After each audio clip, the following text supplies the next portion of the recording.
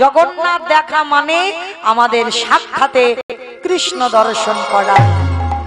আর আপনারা জানবেন, যদি কেউ যান রথযাত্রার সময়, ওই জগন্নাথ বলরাম সুভদ্রা যে রথে বসে, জগন্নাথের রথের রশি যদি একবার ধরা যায়, তাকে আর কোনোদিন জন্ম মৃত্যু চক্রে আর ঘুরতে হয় না। নিতাই গৌর প্রেমানন্দে হরি বল, হরি বল, হরি বল। আপনাকে মাতৃ জঠরে আসতে হবে না, ওই জন্ম মৃত্যু হবে না যদি রথের দড়িটা একবার ধরা যায়। তাই চেষ্টা করবেন অন্তত কোনো না কোনো বৎসর, তবে বাবা অসম্ভব হয়ে দাঁড়ায়, সম্ভব নয়। মানে ওই দড়ি ধরতে গেলে বাবা নিজের প্রাণটা বুঝি চলে যাবে, হ্যাঁ, এত ভিড়। তবু বলে রাখলাম, বলার জন্য এসেছি, চেষ্টা করবেন। কারণ যারা কৃষ্ণ দর্শন করনি, জগন্নাথ ধাম মানে বাবা চার ধামের এক ধাম, চার ধামের এক ধাম। যারা যারা গেছেন জগন্নাথ ধাম পুরী ধামে, কতজন গেছেন? কই একবার হাতটা তোলো তো দেখি। পুরীতে কতজন গেছেন? বাহ, মোটামুটি অনেক গেছেন, বেশ।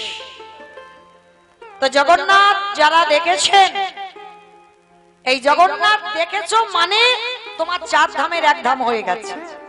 কারণ বদ্রীনাথ, রামেশ্বর, দ্বারকা আর আমাদের জগন্নাথ ধাম পুরী ধাম, এই চারটে ধাম হচ্ছে বড় বড় ধাম। চেষ্টা করতে হবে মৃত্যুর আগের দিন পর্যন্ত একবার যেন বাবা চার ধাম দর্শন হয়। এই চার ধাম অবশ্যই চেষ্টা করবে একটু চারটে ধামে যাওয়ার জন্য। তো আজকে এই জগন্নাথ দেখা মানে কৃষ্ণ দেখা। কেন বললাম বাবা? আপনারা জানেন, ভাগবত বলছে, আমি নয়, 125 বছর বয়সে জরাব্যাধির তীরে আমার ভগবান কৃষ্ণকে দেহত্যাগ করতে হয়েছিল। দেহত্যাগ করলো। আর বলো তো বাবা, ভগবান শুধু নয়, এই মানুষের সমস্ত দেহটা পুড়ে যায়, একটা জায়গায় পড়ে না। সেটা কোন জায়গা? মাথা নাকি পড়ে না? অবস্থা দেখেছো? খিচুড়ি স্কুলেও যায় না। আমা জানো কোনটা পড়ে না? নাভি। বেশ, নাভি, যেটাকে এনে অনেকে মন্দির বানায়, অনেকে গঙ্গার তীরে পুঁতে দেয়, সপ্তাহ করে। তো অনেকে আবার বাবা মার স্মৃতি রাখবার জন্য ওই সবটাকে এনে বাবা মার উদ্দেশ্যে একটা সুন্দর মন্দির বানায়। কিন্তু আজকে ভগবানের যখন ওই জরাব্যাধির তীরে দেহত্যাগ করলেন প্রভাস তীর্থে, যখন তৃতীয় পাণ্ডব অর্জুন দাহ কাজ করেছিল কৃষ্ণের, চিতাটা সাজানো হলো, মুখাগ্নি করলো অর্জুন। কিন্তু বাবা যখন দাহ কাজ হলো, যখন চিতাটা জ্বালিয়ে দেওয়া হলো, কৃষ্ণের দেহটা পুড়ে গেল, নাভিটা তো পুড়লো না। ওই নাভিটা কোথায় গেল? প্রভাসের তীরে স্বর্ণ ভান্ডারে করে ভাসিয়ে দেওয়া হলো। আর আপনারা গেছেন কিনা জানি না, গেছেন তো পুরী ধামে অনেকে, কিন্তু নীলমাধব দেখেছেন? নীলমাধব কতজন দেখেছেন? একবার হাতটা তোলেন। জানি এটা কম হবে, কারণ এইটা সবাই দেখে না। কিন্তু মনে রেখো বাবা, এই নীলমাধব দেখতে হবে। কেন জানো? এই যে কৃষ্ণের নাভিটা গেল না, ওই ব্রহ্ম হয়ে প্রথমেই অজান্তে, কেউ জানতো না, সবর রাজা গোপন রাধে গোপনে পূজা করত এই নীলমাধবকে। এই নীলমাধব তো পরবর্তীতে কাঠ হয়ে গিয়েছিল ওই পুরী সমুদ্রে।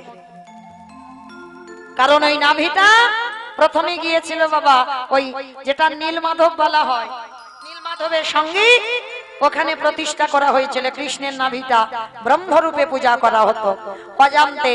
তারপরে তো বিদ্যাপতি সেই ললিতা মানে সবররাজের মেয়েকে বিবাহ করলো, আর বিবাহ করে ছলনা করে ওই নীলমাধবের সন্ধান জেনেছিল। কি করে জেনেছিল? ওই যখন রাতের অন্ধকারে সবর রাজা পূজা করতে যেত, আর ওই ঘোড়ার লেজেতে একটা সরিষার পুটলি বেঁধে দিয়েছিল, আর শরীরটার পুটলি বেঁধে দিয়ে বাবা পুটলিটা ছিদ্র করে দিয়েছিল। আর যখন যাচ্ছিল সর্ষে পড়তে পড়তে গেল, আর কিছুদিন পরে বৃষ্টি হওয়ার পর ওই সরিষার গাছ হয়েছিল। আর তারপরে বিদ্যাপতি ওই নীলমাধবের কাছে পৌঁছায়। আর যখন নীলমাধবের কাছে গেল, তখন ওই নীল মাধব দৈববাণী করেছিল, আমি গোপনে পূজিত হচ্ছি, আমি প্রকাশ পেতে চাই, আমি জগতে প্রকাশ পাবো, আমাকে নিয়ে যাবে কে না, আমাকে প্রতিষ্ঠা করবে পরিধামে উড়িষ্যার রাজা ইন্দ্রদম্ন। আর সেই স্বর্ণ ভান্ডারে করে বাবা কৃষ্ণের নাভিটা ভেসে গিয়েছিল। যখন বিশ্বকর্মা 21 দিনের আগে কথা দেওয়া ছিল দরজা খোলা যাবে না, আর কি করেছিল, কতদিন ধৈর্য ধরতে পারেনি ইন্দ্রদম্ন। স্ত্রী মনে মনে করলো মা গুন্ডিচা যে এতদিন ধরে মূর্তি, আর মূর্তি করলে একটা খুটখাট আওয়াজ তো হবে, কিন্তু আওয়াজ হচ্ছে না। তখন গুন্ডিচা মনে মনে ভাবলো বোধহয় যে ওই জগন্নাথের মূর্তি তৈরি করছে সে বোধহয় কখন হরিবোল হয়ে গেছে, এতদিন অনাহারে অনিদ্রায় বেঁচে থাকতে পারি। যখন ইন্দ্রদম্ন দরজা খুললো তখন বাবা জগন্নাথ বলদেবের শুধু হাত দুটো হয়েছে, কিন্তু সুভদ্রার হাত পা কিচ্ছু তৈরি হয়নি, সেই অবস্থাতে রয়ে গেল। ইন্দ্রদম্ন কেঁদে উঠলো, প্রভু এটা তোমার কেমন রূপ, এই রূপ, এই রূপ দেখলে লোক ভয় পাবে, এখনো সুভদ্রার হাত দুটো তৈরি হলো না। দৈববাণী করলো, ইন্দ্রদম্ন আমি তো বলেছিলাম 21 দিনের আগে তুমি দরজা খুলবে না, খুলে দিয়েছ, তোমার ধৈর্য নেই, তাই আমি এই রূপে প্রতিষ্ঠা পাবো। কিন্তু বাবা এটা আসল কারণ নয়, আসল কারণ হয়ে আছে, কারণ আসল কারণটা দ্বারকায় ঘটে গিয়েছিল। কলিযুগে এই যে জগন্নাথ বলরাম সুভদ্রা এই রূপে আসবে, ভক্তরা দেখবে, এটা কথা দেওয়া আছে কার কাছে, দেবর্ষি নারদের কাছে। বাবা ভগবান কৃষ্ণের কতগুলো বউ, কতগুলো বউ,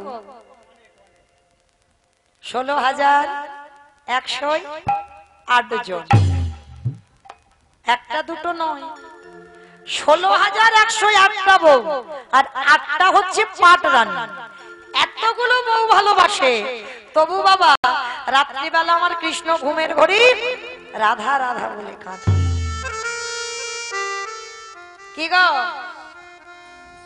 বাবা, এতগুলো যার বউ, সে যদি ঘুমের ঘরে একটা মেয়ের নাম ধরে কাঁদে, সত্যভামা, রুক্মিণী, জাম্ববতী, কালিন্দী, এরা কি দেখতে খারাপ?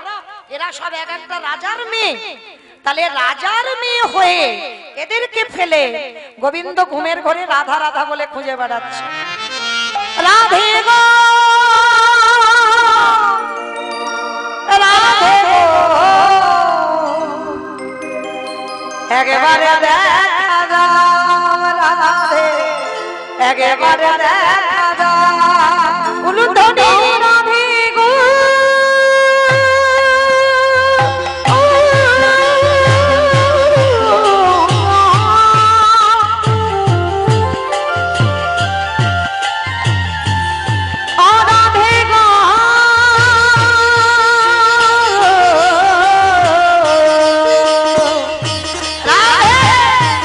রাধে গো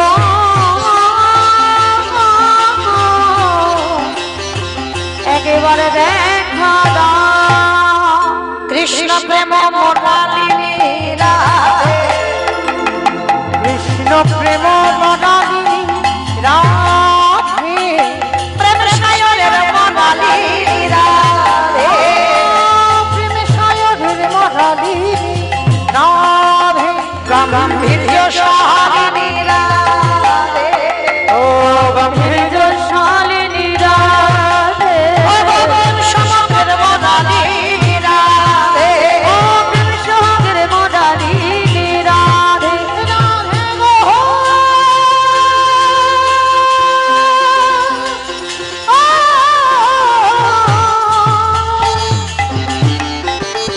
নিতাই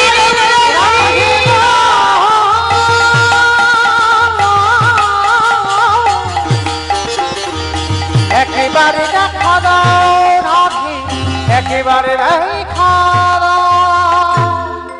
ঘুমের ঘরে রাধে রাধে বলে কাঁদছে। ওমা, এতগুলো বউ থাকতে যে পুরুষটা আর একটা মেয়ের নাম ধরে কাঁদে, বউরা রেখে যাবে না? 8 জন ছুটে গেছে মাতা রুক্মিণীর কাছে, হরি বল। মাতা রোহিণীর কাছে গেছে, রোহিণীর কাছে গিয়ে বলছে, মা একটা কথা সত্যি বলবে? কি কথা? বলো বৌমা কি কথা? আচ্ছা তোমার ছেলের এতগুলো বউ, তবু রাত্রিবেলা রাধা রাধা বলে কাঁদে কেন? রাধা কে? আমাদের থেকে কি সে রূপবতী? কে সে? তার রোহিণী মাতা বলছে, দেখো বৌমা, ছেলের ভালোবাসার কথা কি আমার মুখে মানায়? আর যদি কেউ কোথাও থেকে শুনে ফেলে আমি আমার ছেলের সেই ভালোবাসার কথা তোমাদের কাছে গল্প করছি, আমার ছেলের প্রেমের কথা তোমাদের কাছে গল্প করছি, আর যদি কেউ জানতে পারে কি মনে মনে করবে আমি বলতে পারবো না।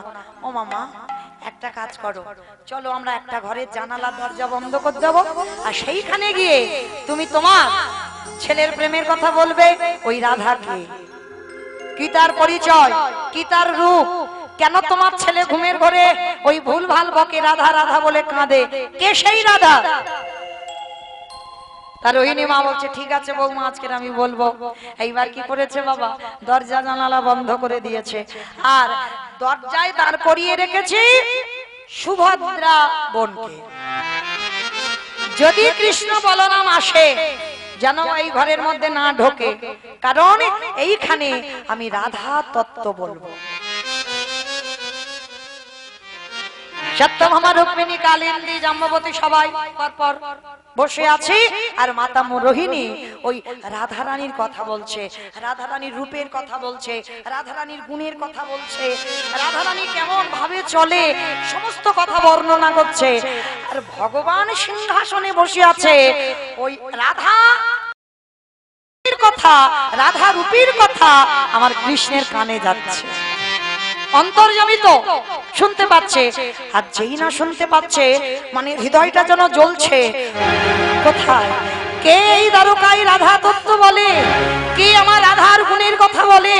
কে আমার রাধার রূপের কথা বলে? পাগলের মতো আমার কৃষ্ণ একেবারে সিংহাসন থেকে ছুটে এসেছে। এসে দেখে না সুভদ্রা বোন দরজায় পাহারাদার। বোন একটু দরজা ছেড়ে দে, আমি ভিতরে যাব আমার রাধা রানীর মহিমা শুনবার জন্য। অসম্ভব দাদা, যাওয়া যাবে না, ভিতরে মা রোহিণী আছে। তোর দাদা 8 জন বউ তোর ওই রাধার কথা শুনবে বলে মাকে নিয়ে গেছে ঘরে, জানালা দরজা বন্ধ, আমি তোকে ঢুকতে দিতে পারবো না। বলে বোন আমি তোর কাছে হাত জোড়ো করছি, তুই একবার আমায় অনুমতি দি, আমি একটু যাব, আমি রাধা মহিমা শুনতে চাই। কতদিন তারকাই রয়েছি রাধা মহিমা শুনতে পাইনি, আমি মার কাছ থেকে রাধা মহিমা শুনবো।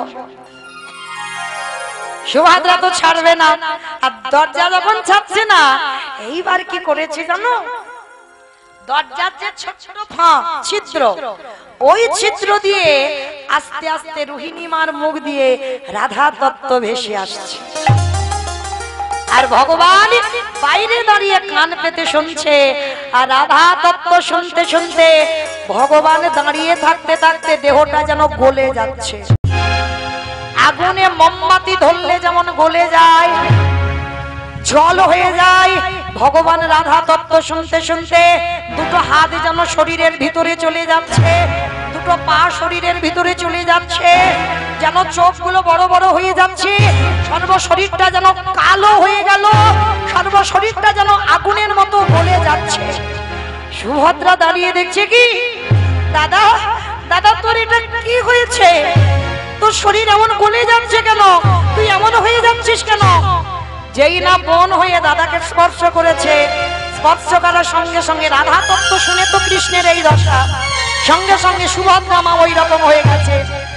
সঙ্গে সঙ্গে বলরাম হঠাৎ এসে দেখে না যে আমার ভাই বোন দুজনের এই অবস্থা। আর বলরাম ভয় পেয়ে মনে মনে ভাবছে না জানি ওদের কি হয়েছে। যেই না বলরাম ছুঁয়েছে, সঙ্গে সঙ্গে বলরামের দেহটা অমর হয়ে গেছে। দরজার ধারে 3 জনে দাঁড়িয়ে রাধার প্রেম তত্ত্ব শ্রবণ করছে। আর ওই শ্রবণ যখন করছে, এদিকে নারদ মুনি এসেছে। আর নারদ মুনি এসে বলে উঠল, নারায়ণ নারায়ণ। যেই না ওই এদিকে রাধা তত্ত্ব শুনছিল আর নারদের মুখে নারায়ণটা শুনে ভগবান চমকে কে আবার নিজ রূপে ফিরে এসেছে। নারদ বাবা বাবা বাবা ঠাকুর সকালবেলা তুমি আমায় কি রূপ দেখালে? ভগবান বলছে নারদ কি রূপ? আমি কি রূপ দেখিয়েছি? বলে প্রভু কেউ দেখেনি, আমি দেখেছি তোমার সেই রূপ। বেশ আচ্ছা ওসব কথা বাদ দাও, ভগবান ও কথাটা ঘুরিয়ে দিচ্ছে, ওসব কথা বাদ দাও। ও নারদ বলো সকাল সকাল আমার মুনি বদন দর্শন, বলো তুমি কি চাও? আমার কাছে দ্বারকায় এসেছো। ঠাকুর কিছু চাওয়ার নেই, যদি একান্তই দিতে চাও তুমি যে রূপ আজকের দেখালে আমার, ওই রূপ কলিযুগের ভক্তরা দেখুক। তথাস্তু নারদ, তাই হবে। কথা দিলাম যে রূপ তুমি একান্তে একা দেখেছো, রাধা প্রেম তত্ত্ব শুনে আমার দেহটা এমন হয়ে গেছে, সেই রূপ আগত কলিযুগে ভক্তরা সবাই যাবে উড়িষ্যা নীলাচল, আর ওইখানে গিয়ে আমি জগন্নাথ বলরাম সুভদ্রা আমার দাদা বোনকে সঙ্গে নিয়ে আমি এই রূপে ইন্দ্রদুম্ন রাজার মন্দিরে প্রতিষ্ঠা নেব। নিতাই গৌর প্রেমানন্দে হরি বল হরি বল হরি বল। ওই যে জগন্নাথের মূর্তি, জানো জগন্নাথের মূর্তির কাঠ আসে ওই যে নীলগিরির পাদদেশে যে জঙ্গল, যেখানে নীলমাধব, ওই জঙ্গল থেকে কাঠ এলে তারপরে জগন্নাথের মূর্তি তৈরি হয়। আর ওই যে কৃষ্ণের নাভিটা যিনি প্রতিষ্ঠা করবেন জগন্নাথের নাভিতে, তার মাত্র 3 দিন আয়ু, 3 দিন পর তার মৃত্যু হয়ে যাবে। কেন? কেউ যদি বাবা কৃষ্ণের নাভি হাতে ধরে তার তো একটা অহংকার আসবে, আসবে না? বলে বলে বাড়াবে না আমি কৃষ্ণের নাভি হাতে ধরেছি, যাতে ওটা না আসে মাত্র 3 দিন পরে তার দেহ ত্যাগ করতে হবে।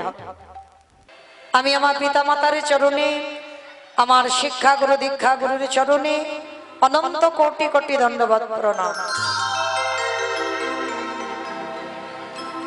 আমার হেন পাতকির ন্যায় বৈষ্ণব দর্শন শাস্ত্র, সে যে প্রকার সমুদ্রবত, সেই সমুদ্র মধ্যেই যে তত্ত্বরূপ রত্নটা লুকানো আছে, আমার পক্ষে একটা অনুপযুক্ত ডুবুরির সম্ভব নয়। সেই তত্ত্বরূপ রত্নটাকে সমুদ্র বক্ষ থেকে উদ্ধার করবার, তথাপি আপনাদের মতো সাধুগুরু বৈষ্ণব, আপনাদের মতো পিতামাতার চরণতলে যখন দাঁড়িয়েছি, আপনাদের মতো গুরুজনদের পদধূলা শিরোধার্য করে গৌর গোবিন্দের কৃপা মাথায় নিয়ে, পিতামাতার আশীর্বাদ মাথায় নিয়ে আজকে শুরু করব ভগবানের সেই মধুর নাম। তবে নাম বলতে গিয়ে মা অনেক ভুল ত্রুটি হবে, হবে কেন? অবশ্যই করব। নিজ নিজ সন্তান মনে করি, নিজ নিজ ভগ্নী মনে করে সেই ভুল ত্রুটিকে ক্ষমা করে দেবেন। আর আজকে তো আপনারা সবাই জানেন আজকের আমাদের আলোচনার বিষয়টা কি, আলোচ্য বিষয়টা কি, নতুন করে আবার বলবার প্রয়োজন নাই, তবু একবার মনে করিয়ে দিই। আজকের আমাদের লীলাটা একা একার দ্বারা হয় না, এই লীলাটা সখীগণ পরিপরিষ্ঠিতা। কীর্তনিয়া একা একা কীর্তনটা গাইতে পারে না, ভক্ত সঙ্গে নিয়ে কীর্তন হয়। তাহলে চলেন আজকে সবাই আমরা একত্রিত হই।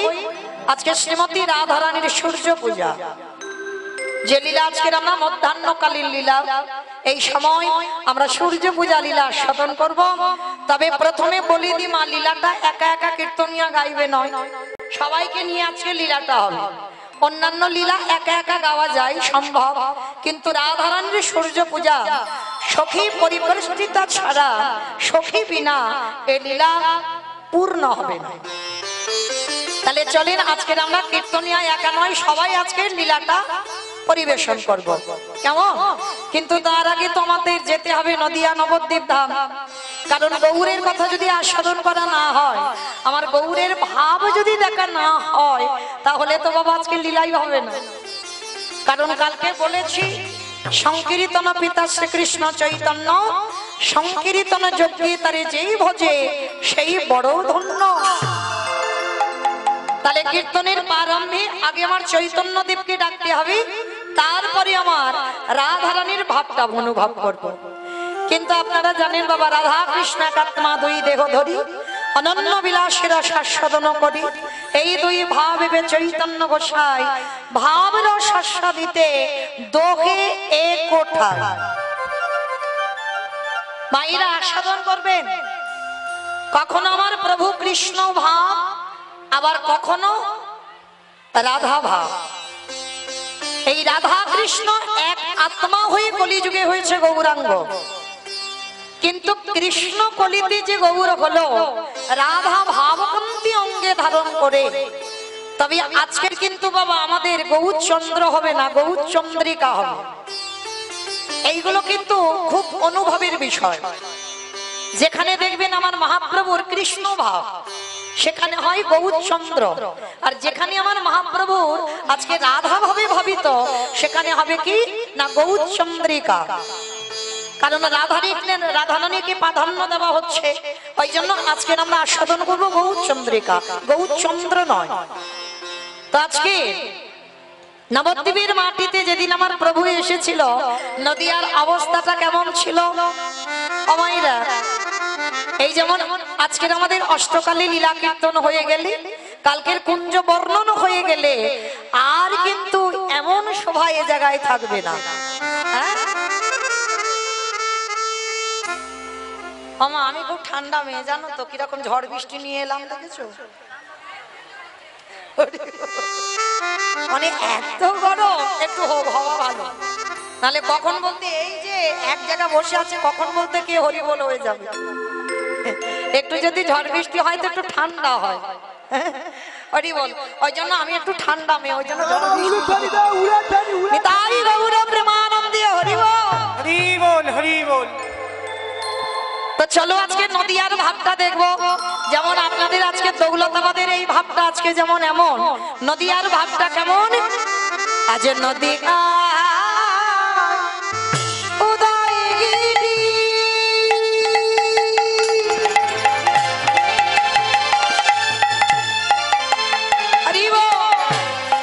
পূর্ণ চন্দ্র গৌর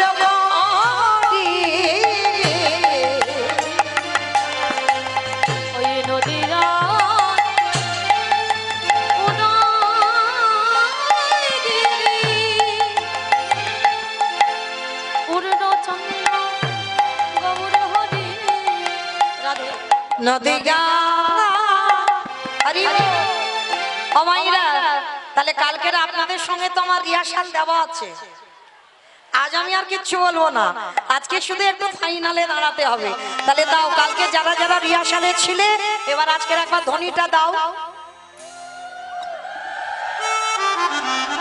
বেশ, আজ নদিয়া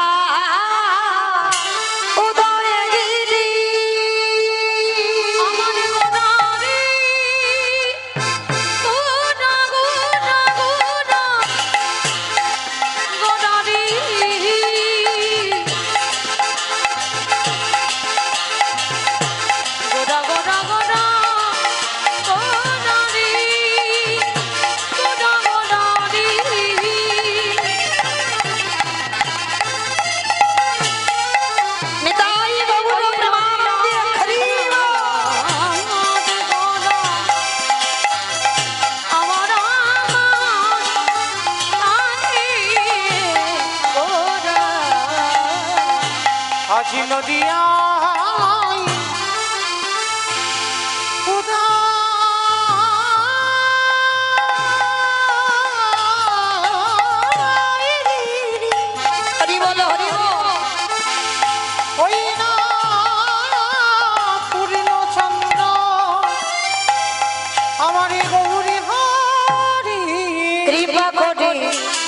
হইল কৃপা করে, হইল কৃপা করে, হইল আজ সোনার নদিয়া ধন্য খালা, সোনার নদী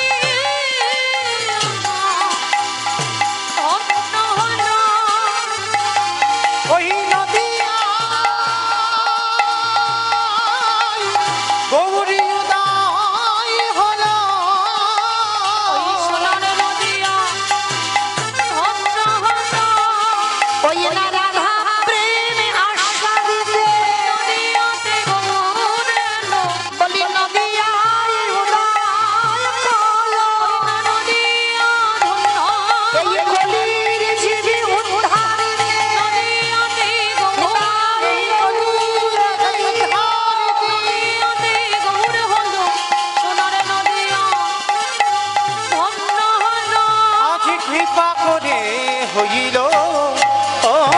উদয়। আস্তে। তাহলে নদিয়ার মাটিতে নদিয়াকে ধন্য করবার জন্য আজকে ঠিক এই মধ্যাহ্নকালীন সময় প্রভুর আজকে রাধা ভাবে ভাবিত। আচ্ছা, যিনি বিশ্বের শ্রেষ্ঠ মালিক ভগবান,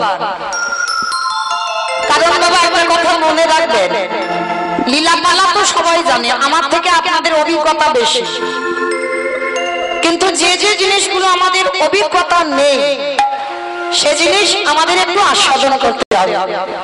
পূজা হবে, ভজন হবে, নাচানাচি হবে, পদাবলী হবে, সব হবে, কিন্তু অজানা জিনিস আমাদের কিছু জানতে হবে। চৈতন্য মহাপ্রভু নদিয়ায় এলেন, আর নদিয়ায় এসে মা ধুলাই গড়াগড়ি দিচ্ছে কেন? কখনো রাধা বলে কাঁদছে, কখনো কৃষ্ণ বলে কাঁদছে, তা তিনি তো ভগবান। তাহলে সত্যতে যে নারায়ণ সিংহাসনে বসলো, ত্রেতাতে যে রামচন্দ্র সিংহাসনে বসলো, তারপরে যে কৃষ্ণ মথুরার রাজা হলো, দ্বারকার রাজা হলো, বৃন্দাবনের রাজা হলো, সেই ভগবান কলিযুগের মাটিতে এসে বাবা কাঙাল হলো কেন? শুধু কাঙাল না, যাকে দেখতে পাচ্ছে তারে হাতে ধরে বলছে তোরা একবার কৃষ্ণ বল, তাতেও হচ্ছে না ভগবানের। যাকে দেখতে পাচ্ছে জাত বিচার করছে না, ছোট বড় বিচার করছে না, দুটো চরণ ধরে বলছে তোরা একবার কৃষ্ণ বল। কিন্তু কেন? এই জায়গাগুলো আমাদের জানতে হবে। ভগবান হয়ে যিনি বিশ্বের শ্রেষ্ঠ মালিক, তিনি কেন আজকে ধুলাই গড়াগড়ি দেবে? তিনি কেন আজকে ধুলা মাখবে? এই ধুলাটা মাখছে কেন জানো? তার একটা কারণ আছে। কারণটা কি? এই কারণের কথাটা আমার একটু মন দিয়ে শুনবে, কেমন? কেন ভগবান কলিযুগে কাঙাল হলো, কেন ভিখারি হলো, কেন লোকের দ্বারে দ্বারে গিয়ে হরিনাম দিচ্ছেন? এই কারণটা ঘটে গিয়েছিল বাবা সেই গোলক বৃন্দাবনে। প্রাণ গোবিন্দ আমার রাধারানীকে একটা প্রশ্ন করেছিল, রাধে, ভালো করে শুনবেন বাবা, ও রাধে, জগতে হাজার হাজার ভক্ত আছে, লাখো লাখো ভক্ত আছে, কোটি কোটি ভক্ত আছে, ভক্তের অভাব নাই, তাহলে এত ভক্ত থাকা সত্ত্বেও রাধে সবাই আমারে ডাকে, ওই তাদের ডাকে তো আমি সাড়া দিই না। আর রাধে, তুমি আর তোমার 8 জন সখী যদি একবার কৃষ্ণ প্রাণ গোবিন্দ বলো, আমি থাকতে পারি না কেন? বাবা কত সুন্দর প্রশ্ন, দেখো। গোবিন্দ রাধারানীর কাছে জানতে চাইছে, রাধে, জগতের ভক্তরা আমারে ডাকে, আমি তাদের ডাকে সাড়া দিই না, আর রাধে তুমি আর তোমার 8 জন সখী যদি ডাকো, আমি থাকতে পারি না কেন? যখনই কথাটা বলা রাধারানী আমার মুচকি হেসেছে। বধূ, অবধূ, বুঝবে না, কারণ সেই বোঝার বোধবান বধূ তোমার এখন হয়নি। রাধে তুমি বলো কি? আমি এতে চংসকলা পুংস কৃষ্ণেস্তু ভগবান স্বয়ং, আমার মধ্যে ঐশ্বর্য বীর্য যশ শ্রী জ্ঞান বৈরাগ্য, আমি ষড়ৈশ্বর্যপূর্ণ ভগবান, আমি 16 কলাই পরিপূর্ণ ভগবান, অনিমা মহিমা প্রাপ্তি প্রকম্মা লঘিমা ইপ্সিতা কামাবসিতা স্থিতি ঐশ্বর্য বীর্য যশ স্ত্রী জ্ঞান বৈরাগ্য লীলা কৃপা, আমি 16 কলাই পূর্ণ ভগবান, আমি 64 গুণাধিপতি কৃষ্ণ ভগবান। আর আমি কিনা তোমার মতো নারীর কথা বুঝবো না? কথাটা শোনার সঙ্গে সঙ্গে বলেছিল, বধূ, ও বধূ, তুমি 64 গুণাধিপতি কৃষ্ণ হতে পারো, তুমি ষড়ৈশ্বর্যপূর্ণ ভগবান হতে পারো, তুমি 16 কলাই পরিপূর্ণ ভগবান হতে পারো, কিন্তু বধূ, আমরা যে 8 জন সখী আর তোমার রাধারানী তোমারে যে কি দিয়ে ডাকি, সেটা বোঝবার বোধগণ তোমার হয়। তাহলে কেন আজকের এই কথা বলছো রাধে? বলে শোনো, আমি তোমাকে একটা যুক্তি দেখাই, এই যুক্তিটা ভালো করে শুনবেন বাবা। আমি দিচ্ছি না, রাধারানী আমার গোবিন্দকে দিয়েছিল। একটা বিশাল বড় বড় লোক, ধনী, আর বাবা যারা ধনী হয় তাদের কিছু অভাব থাকে? ঘর বাড়ি টাকা পয়সা সম্পত্তি গাড়ি বাড়ির কিছু অভাব থাকে না। তো বড় লোকটা 3 তলার উপরে থাকে, মানে তার ঘরটা 3 তলার উপরে, মানে এসি ঘরে থাকে, কোনোদিন 3 তলা থেকে নিচের তলায় নামতে লাগে না।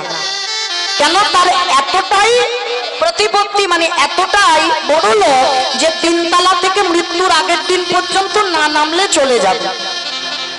তো একদিন বাবা এক ভিখারি এসে দরজার ধারে ডাক দিচ্ছে, বাবু বাবু ভিক্ষা আমি দেই। ভালো করে শুনবেন না কথাটা, বড় চেতনার কথা।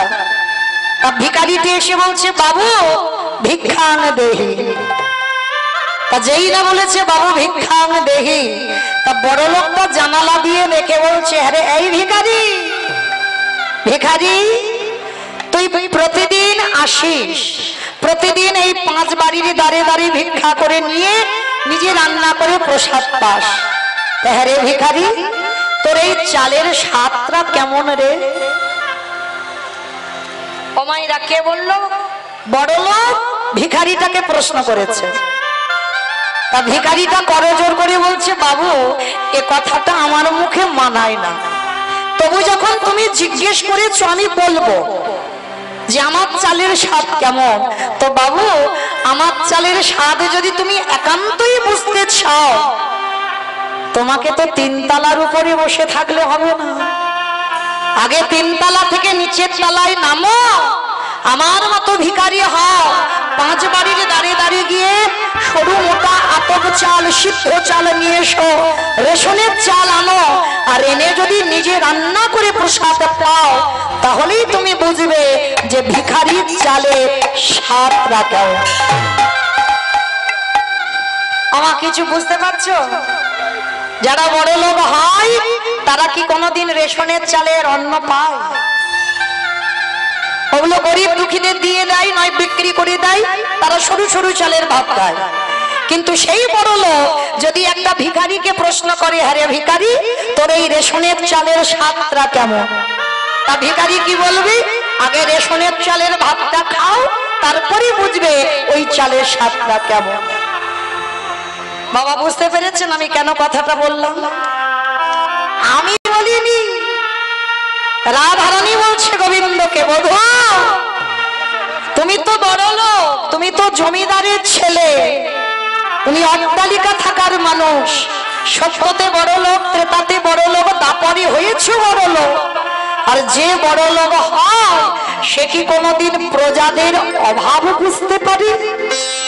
যেদিন তুমি প্রজা হবে সেদিন তুমি বুঝবে যে প্রজাদের ভালোবাসাটা কেমন।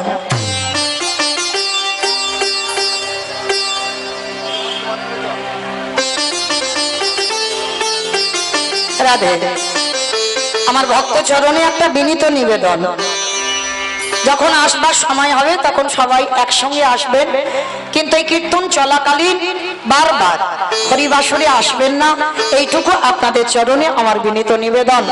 আমি বললাম বলে কেউ যেন আমার উপরে অভিমান করবে না, কেননা বাবা এমনিতে তো লীলাটা আর একটু পরে একটু হই হুল্লোড় হবে, আর তো গাওয়া হবে না, তাহলে যতটুকু প্রথম সময়টা একটু পাই এইটুকু সময় একটু গাইতে দেন, আর যখন পূজা অর্চনা হবে সাজা গোজা হবে তখন আপনারা আসবেন, তখন একটু আনন্দ করবেন, আপনাদের দান তখন গ্রহণ করব, কিন্তু প্রথমের দিকে নয়, এইটুকু নিবেদন। নিতাই গৌর প্রেমানন্দে হরি বল হরি বল হরি বল। বসো মা বসো, একটু পরে আসবে, একটু পরে, এমনি তো অনেকটা ভারী, একটু পরে, একটু বসলে একটু পরে আসবে। রাধে। তো আজকে রাধারানী বললেন, বধূ আগে তুমি ওই বড় লোক থেকে আগে কাঙাল হতে শেখো, আর কাঙাল যদি হতে পারো তাহলেই তুমি বুঝবে যে রাধারানী আর আমার 8 জন সখী তোমাকে কি দিয়ে ডাকে। গোবিন্দের মাথায় কিছু ঢুকলো না বাবা, বলে রাধে তুমি কি কঠিন কঠিন কথা বললে আমি বুঝতে পারছি না। রাধে তুমি কি কঠিন ভাষা বললে বুঝতে পারলাম না, কিন্তু রাধে একটা কথা বলবো। কি কথা? শোনো, তুমি যে আমাদের ভাব বুঝবে, ভাব বুঝতে গেলে তোমার মধ্যে সব আছে, তোমার মধ্যে বাহ, নিতাই গৌর প্রেমানন্দে হরি বল। অমাইরা জানো তো বৃষ্টি হওয়া মানে মঙ্গল। এমনি এমনি বৃষ্টি হয় না, কীর্তন সফল হলে, কীর্তন যজ্ঞ অনুষ্ঠান সফল হলে তবেই বৃষ্টি হয়, তার আগে হয় না। তো চলেন, দুঃখ করার কিছু নেই, এটা আনন্দ পাওয়ারই কথা। তাহলে আজকে রাধারানী বলল, বধূ তোমার মধ্যে সব গুণ আছে, কিন্তু তোমার মধ্যে একটা গুণ নাই। সেটা কি না? গোবিন্দ বলছে আমার মধ্যে 64 গুণ আছে, যেটা কোনো দেবদেবীর মধ্যে নাই। আর তুমি বলছো আমার মধ্যে একটা গুণ নাই, বলে না। সেটা কি? যেটার নাম হলো বাবা ভক্তি। আমার ভগবানের সব ছিল, আমার ভগবান প্রেমী, কিন্তু আমার ভগবানের ভক্তি ছিল না। রাধারানী বললেন, বধূ ভক্তি যদি পেতে চাও তাহলে তোমাকে আগে ভক্ত চরণ আশ্রয় করতে হবে।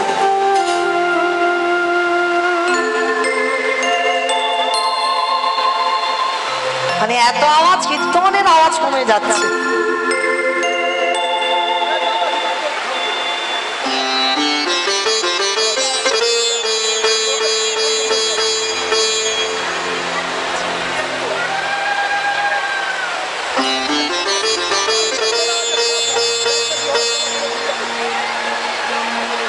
নিতাই গৌর প্রেমানন্দে হরি বল। হরি বল, হরি বল।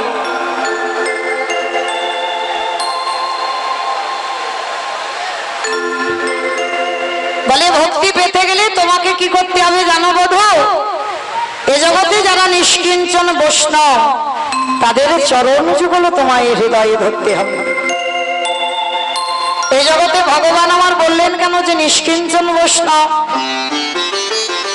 কারণ এই জগতে বাবা সাজা বৈষ্ণব তো অনেক পাওয়া যায়। যদি চরণ একান্ত ধরতে হয়, আগে আমাদের ওই নিষ্কিঞ্চন বৈষ্ণবের চরণ ধরতে হবে। তা গোবিন্দ আমার বললেন, রাধে আমি ধরব ভক্তির পাই। তাহলে কেমন ভক্ত হওয়া উচিত যে আমি ভক্তের পায়ে ধরব? তাহলে এমন একজন ভক্ত হবে মা, যে ভক্তের পায়ে ধরলে আমার ভক্তি আসবে।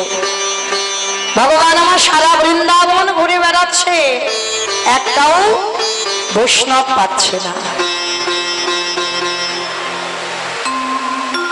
শেষে বাবা ভগবান একটা জায়গায় গেলেন। সেটা কোথায়?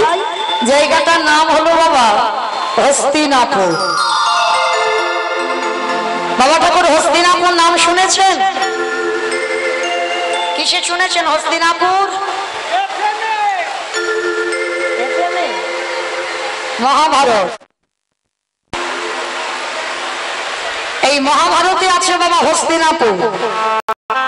আর কুরুপক্ষে ছিলেন পিতামহ ভীষ্ম, আর পাণ্ডব পক্ষে ছিলেন আমার ভগবান কৃষ্ণ।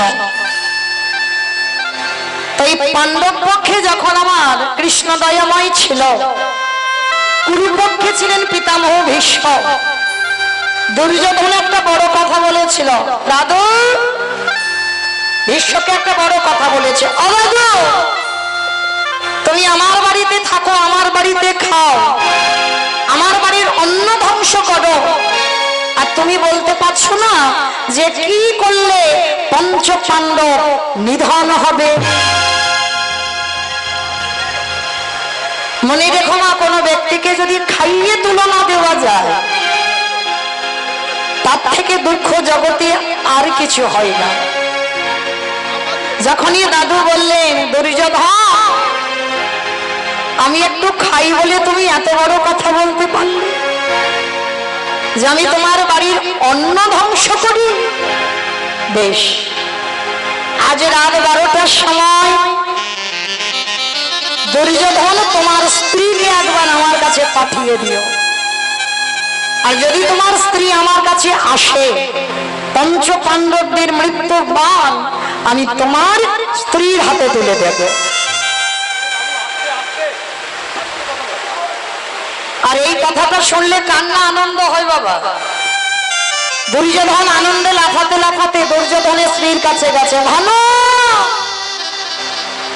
ও ভানু শোনো, আজকে রাত 12টার সময় একবার দাদু তোমাকে যেতে বলেছে। আর যখনই বলা যে আজ রাত 12টার সময় দাদু যেতে বলেছে, সঙ্গে সঙ্গে বলে উঠলেন, শোনো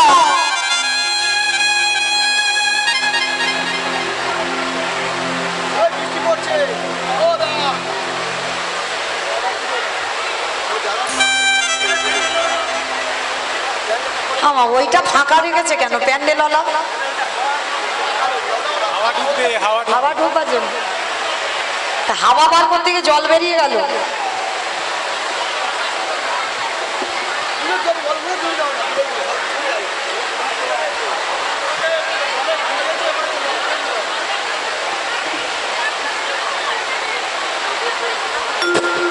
উলট ধরি গো, উলট ধরি, উলট ধরি।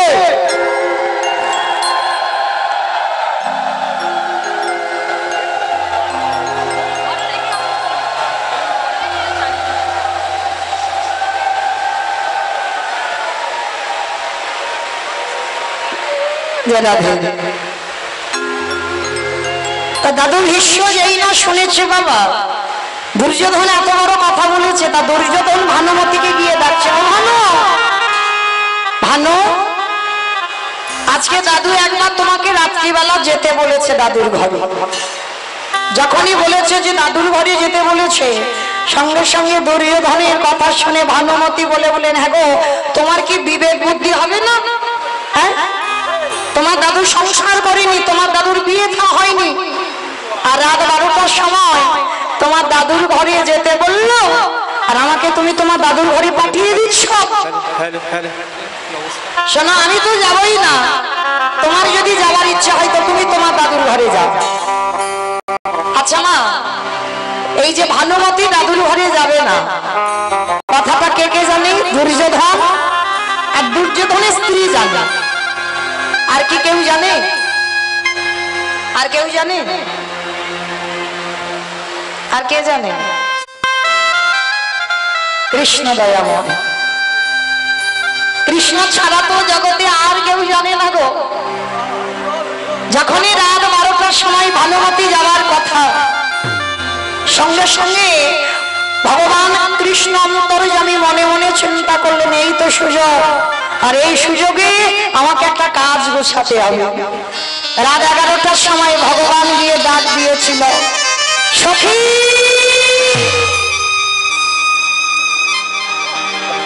সখী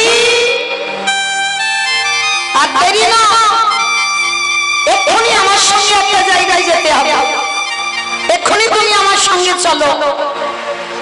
ভালো করে অনুভব করে দেখেন বাবা, যে মেয়েটার আমাদের মতো একটা দুটো স্বামী নয়, যে মেয়েটার 5-5টা স্বামী ছিল, যেই আমার কৃষ্ণ দয়াময় দরজার ধারে গিয়ে ডাকলো, সখী আর দেরি নয়, এক্ষুনি আমার সঙ্গে চলো।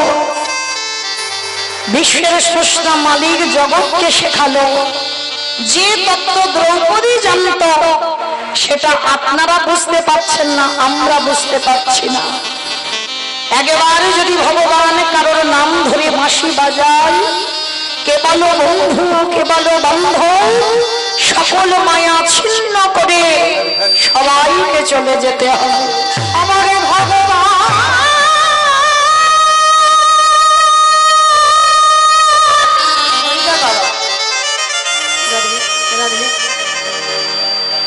একেবারে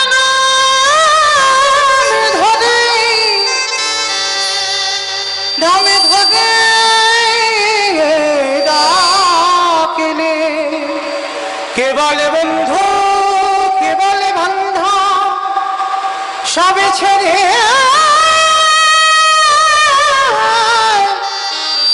যেতে হবে।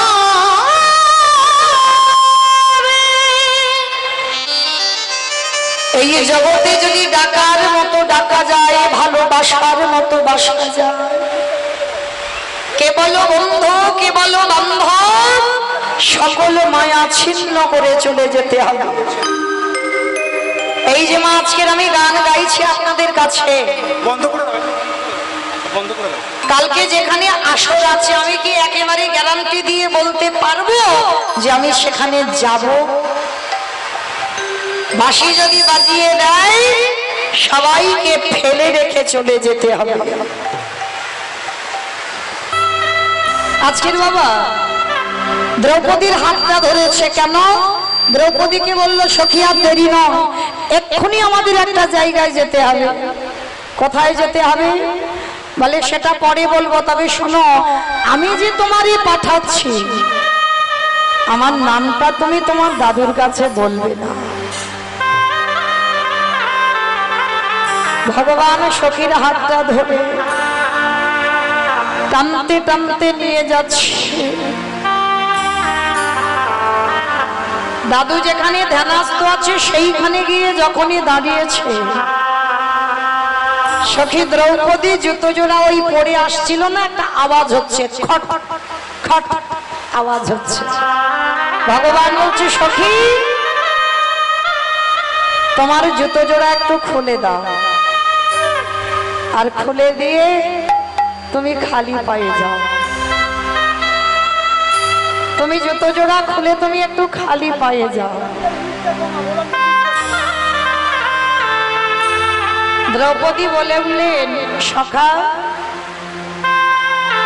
আমার জুতো জোড়া রইল, তুমি একটু দেখে রেখো আমার জুতো জোড়া যেন কেউ নিয়ে চলে না যায়। কি গো মায়েরা, এই জগতে সংসারে কেউ পারবে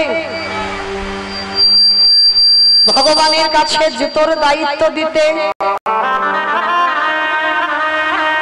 আমরা মনুষ্যকুলে জন্ম নিয়ে আমরা পারবো না, কিন্তু যারা ভগবানের চরণে দেহ মন প্রাণ একেবারে সমর্পণ করে দেয় তাদের দ্বারা সম্ভব। দ্রৌপদী জুতো জোড়া খুলে আমার কৃষ্ণের কাছে আদেশ দিল তুমি আমার জুতো জোড়া দেখে রেখো। ভক্তের ওই পদধূলাতে কি আছে? যেই না আমার দ্রৌপদী আড়াল হয়েছে ভগবান কৃষ্ণ কি করেছে জানো? দ্রৌপদীর জুতো জোড়া যেই না হৃদয়ে ধারণ করল, যে ভগবানের কোনদিন কৃষ্ণ প্রেম ছিল না, যে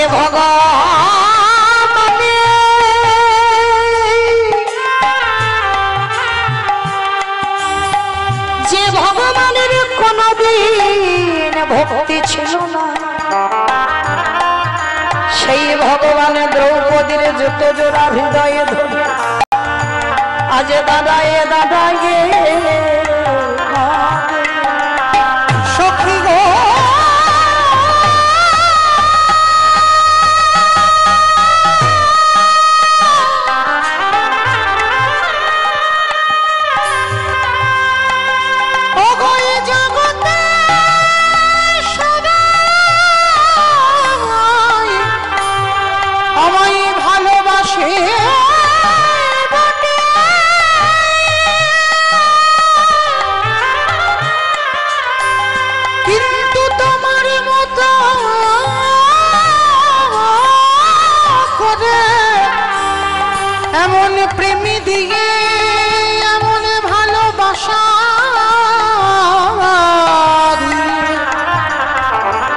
এমনই নয়নি জানি আমায় কেউ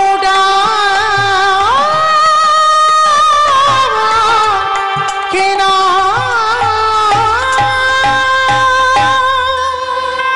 যে ভগবানের ভক্তি ছিল না,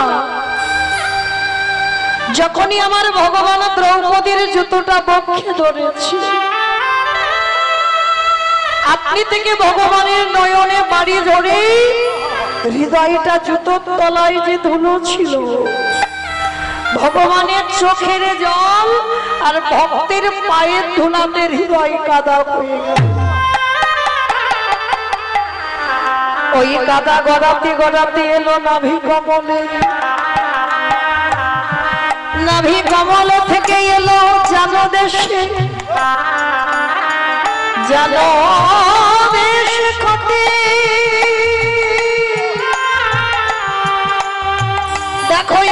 ধরণীটা কেমনে ভকিত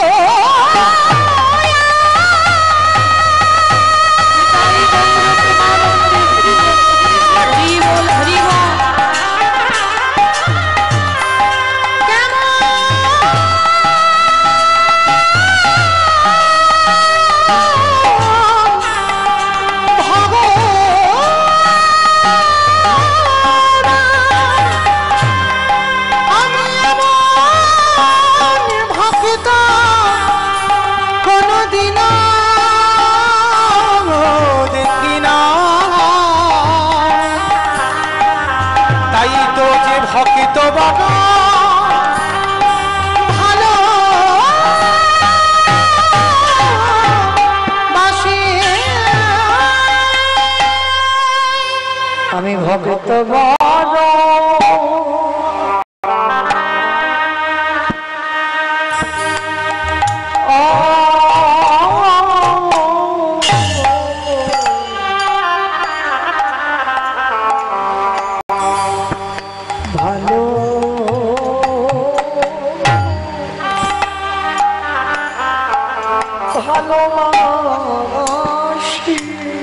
তাই তো যুগে যুগে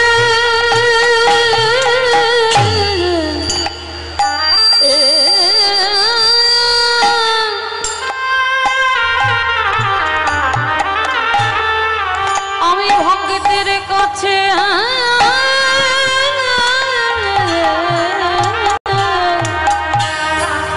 আসে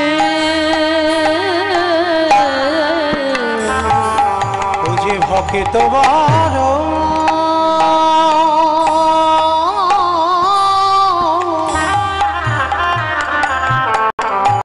বড় ভালো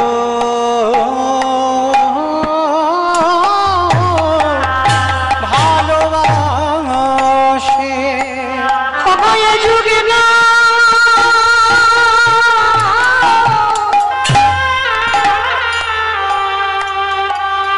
প্রতি যুগে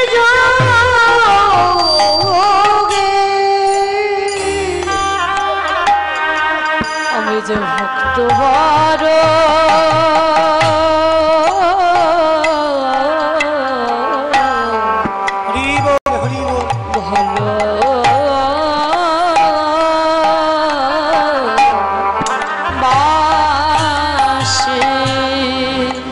ভগবানে ভক্তির পদ ধুলা যেই না বুকে ধরিল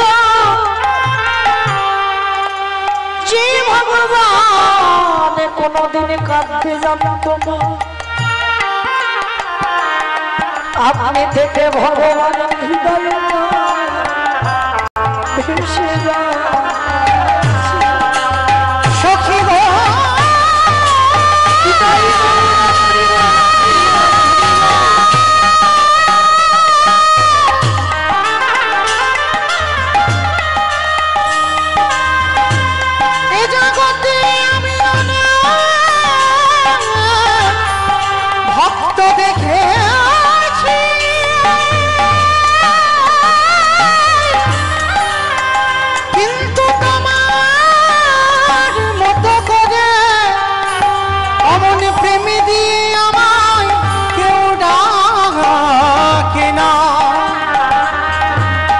তুমি তো জানো না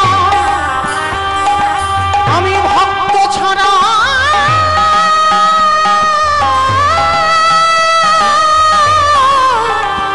রহিতে শাখা এটা তুমি কি করছো আমার জুতো চুরি করলে কেন তুমি তো আমার জুতোটা চাইতে পারতে সখী আমি যদি তোমার কাছে তোমার জুতোটা চাইতাম একটু দাও বুকে নিয়ে কাঁদবো তুমি দিয়ে দিতে কেন দেবো না তুমি ভুলে যেতে পারো কিন্তু আমি তো তোমারে ভুলি না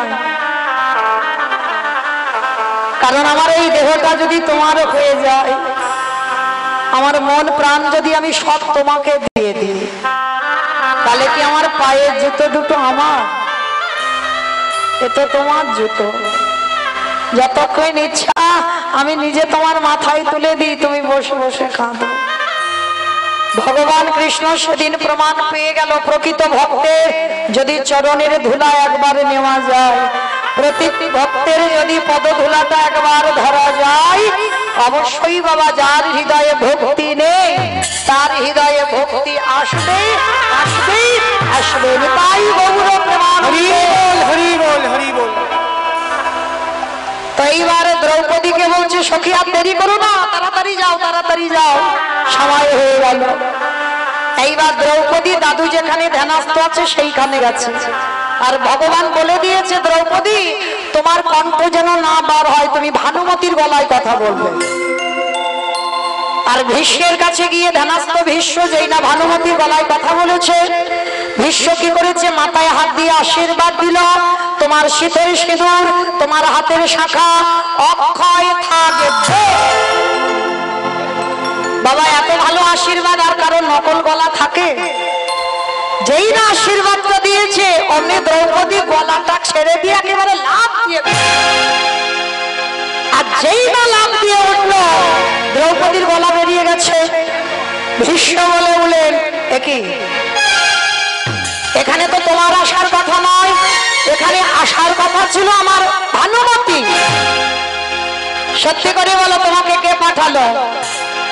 আর দেখবেন বাবা চোর যখন ধরা পড়ে যায় গোয়েন্দা না হলে চুরি ডাকাতি হয় না। কার কতটা অভিজ্ঞতা আছে জানা নেই, কিন্তু আমার অভিজ্ঞতা আছে বাবা। মানে বাপের বাড়ি 4-5 বার চুরি ডাকাতি হয়ে গেছে, নিজের চোখে দেখা। কি করে চুরি করেছে জানো? আমাদের বাবা মা ভাই দিদি আমাদের সব এক ঘরে চাবি দিয়ে বন্দি করে দিয়েছে, আমরা আর কেউ বেরোতে পারছি না। আর যে গোয়েন্দাগিরি করবে সে কিন্তু চুরি করে না, সে কিন্তু আড়ালে, তাকে দেখলেই তো চিনতে পেরে যাব, সে আড়ালে দাঁড়িয়ে দাঁড়িয়ে দেখিয়ে দেয় কোথায় গয়নার বাক্স আছে আর কোথায় টাকার বাক্স আছে। কারণ চুরি ডাকাতি তখন হয় যে ব্যক্তি তোমার বাড়িতে যাতায়াত আছে, যে জানে তবে তো বলবে, না হলে কি করে জানবে আমার টাকা কোথায় আছে আর আমার গয়নাগুলো কোথায় আছে? হয়েছে 2-4 বার। তো একবার আমরা তো গোয়ালা, আমাদের একবার হালের গরু কতবার চুরি হয়ে চলে গেছে। সোনা দানা টাকা পয়সা তো বহুবার গেছে। মা কীর্তনিয়া ছিল, ছোটবেলা থেকে কীর্তনের সঙ্গে যুক্ত, তো ওই জন্য অভিজ্ঞতা আছে। গোয়েন্দাগিরি না হলে কোনোদিন চুরি ডাকাতি হয় না। আর যে গোয়েন্দাগিরি করে সে কোনোদিন চুরি করবে না, সে করাবে। সে তো জানে, সে বাইরে দাঁড়ায়, তা কৃষ্ণ দয়াময় চোরের মাস্টার তো চোরের সর্দার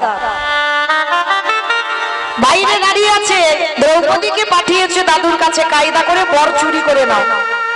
তা এইবার দ্রৌপদী ধরা পড়ে গেছে, আর ধরা পড়ে গিয়ে কি করছে, বারবার দরজার দিকে তাকাচ্ছে। দাদু বারবার বলছে ওদিকে কি দেখছো, আমার দিকে তাকিয়ে বলো তোমাকে এখানে কি আসতে বলেছে? এখানে তো দুর্যোধনের স্ত্রীর আসার কথা, তোমার তো নয়। সত্যি করে বলো তোমাকে কে পাঠিয়েছে? আচ্ছা বাবা, ভীষ্ম কি যেমন তেমন ব্যক্তি? যার ইচ্ছা মৃত্যু, যে মনে করলে তবে মরবে, আর মনে যদি না করে সে চির অমর হতে পারে। তাহলে সেই ভীষ্ম তিনি কি জানে না যে এই কাজটা কে করতে পারে? কারণ যে কথাটা আমি দুর্যোধন আর দুর্যোধনের স্ত্রী ছাড়া আর কেউ জানে না, তার মানে তো একজন জানতে পারবে, সেটাকে না বিশ্বের স্রষ্টা মালিক ভগবান। এইবার দ্রৌপদী বারবার ধরা পড়ে গিয়ে দরজার দিকে দেখছে। ভীষ্মের বিবেকে জানা বলে বললেন ভীষ্ম দে যে চরণ পাওয়ার লাগি যোগীগণ যোগে পায় না, মণিগণ মনে পায় না, ধ্যানীগণ ধ্যানে পায় না, ব্রহ্মা ব্রহ্ম লোকে পায় না, ইন্দ্র ইন্দ্র লোকে পায় না, শিব শিব লোকে পায় না, সেই চরণ তোর দুয়ারে হাজির হয়েছে। একেবারে নয়ন ভরে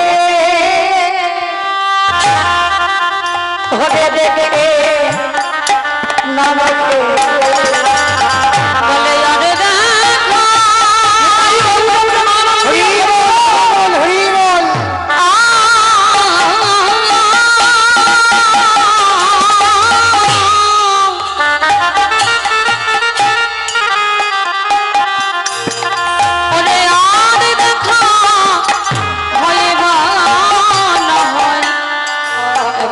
নয়নে ভরে দেখে আসছে যেই না বলেছে নয়ন ভরি দেখে নাও, ভীষ্ম এক পা দুপা করে দরজায় গেছে। রাধে এইবার মজার ব্যাপারটা দেখো কেমন, ভীষ্ম গিয়ে দেখে না কৃষ্ণ আড়ালে দাঁড়ায় আছে। ভীষ্ম বলে উঠলেন, কৃষ্ণ আমার দরজা তো খোলাই ছিল, তা তুই কিসের জন্য বাইরে দাঁড়িয়ে আছিস? আয় ভিতরে আয়।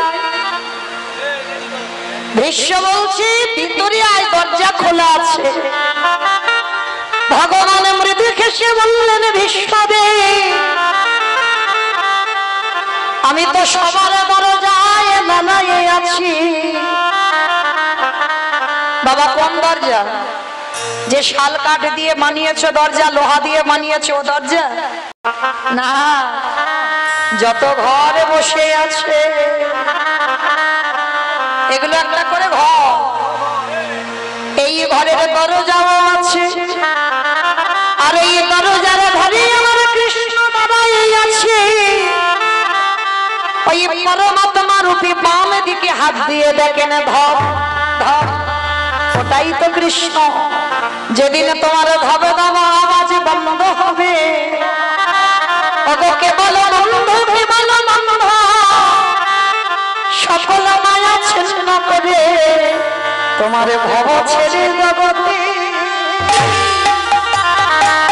ভব ছেড়ে চলে যেতে।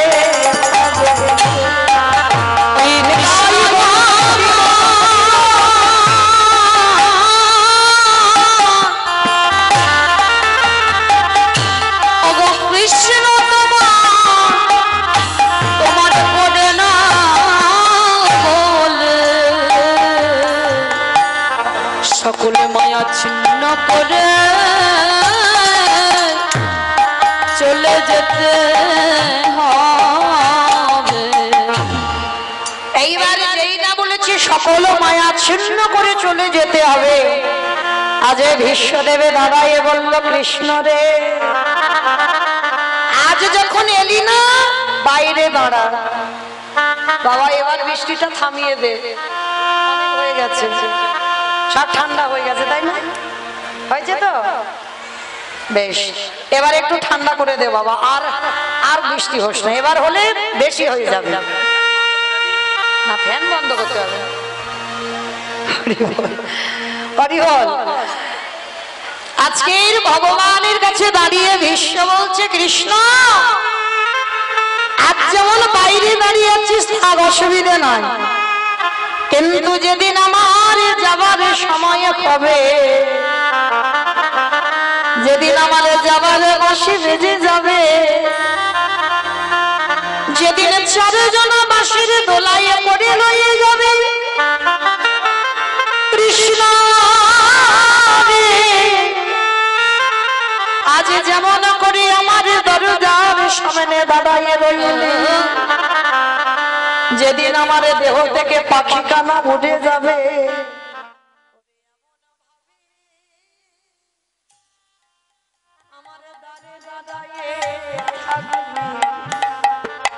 যেদিন আমি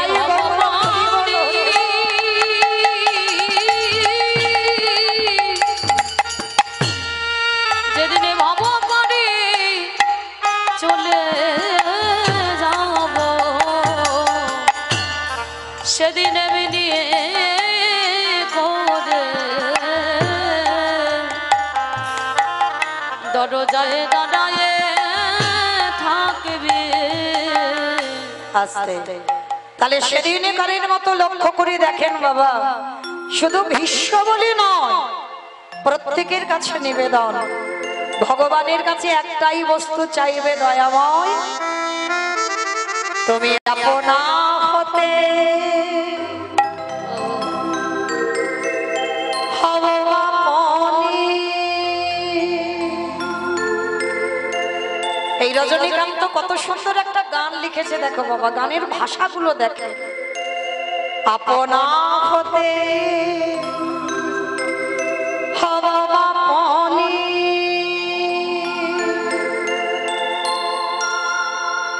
যারে কেহ না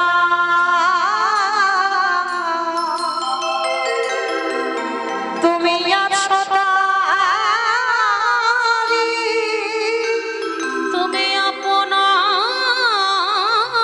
হতে হাওয়া আপনে, যার কেউ থাকে না তুমি তো থাকো। যারে কেহ না তুমি আছো তো, সবে মিছে কথা ভাবিছ যে ব্যথা। সব মিছে কথা ভাবিছ যে বৃথা, বড় ব্যথা লাগে মরণে। কেন বঞ্চিত তব চরণে, কেন বঞ্চিত হব চরণে,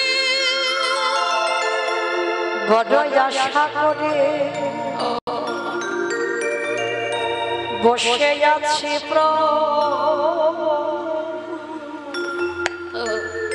জীবনে না হয় মরণে। কেন বঞ্চিত রঙা চরণে, কেন বঞ্চিত তব চরণে, পথের ধুলায় অন্ধ দেখিব খিয়া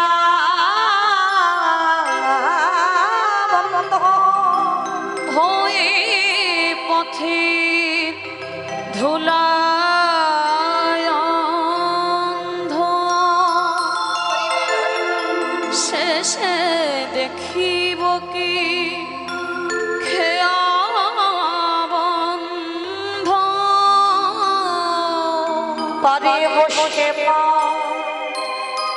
খড বলে পাপি,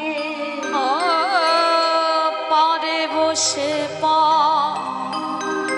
কর বলে পাপে, কেন ডাকো দিন শয়নে। কেন বঞ্চিত তব চরণে, কেন বঞ্চিত রঙা চরণে।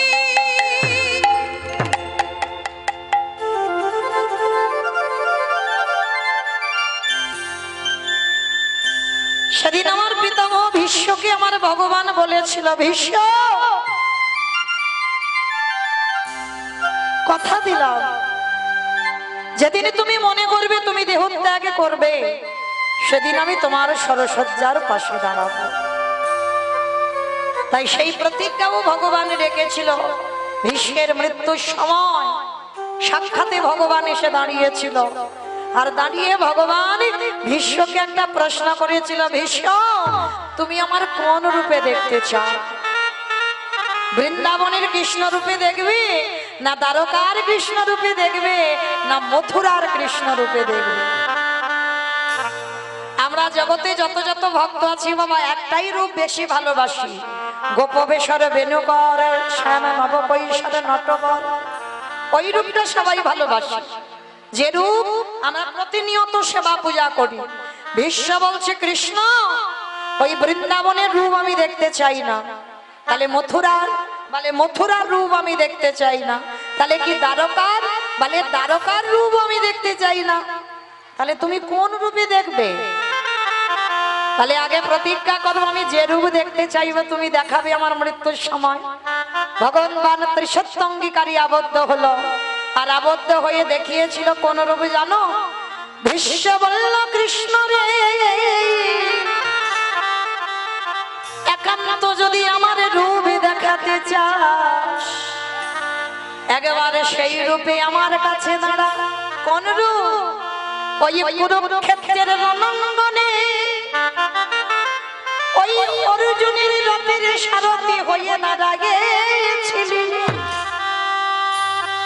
ওই রূপে দেখে আমার কি মনে হলো জানিস? প্রতিটা যুগে যুগে ভক্ত ভগবানের চরণ তলে বসেছে। আরে কুরুক্ষেত্রের মাঠে আমার কি দর্শন হলো জানিস? আমারে দেখে কি মনে হলো জানিস? আমারে ভগবান বসে ওরে ভক্তের পায়ে আমি ওই রূপে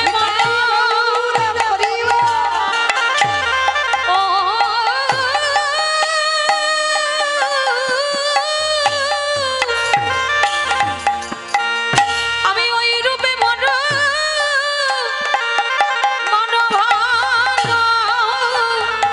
মনোভাবাসী, যে রূপে ভগবান ধরে ভক্তির পায়ে। ওরে কৃষ্ণ রে, হরে কৃষ্ণ হরি। আগত কলিযুগে যদি অর্জুনের মতো একজন ভক্ত তোর চরণ আশ্রয় করি, যদি অর্জুনের মতো কোন ভক্ত ডাকারে মতো ডাকিতে পারে, কৃষ্ণ আমার মৃত্যুর সময়ে কথা দে তার সম্মুখেতে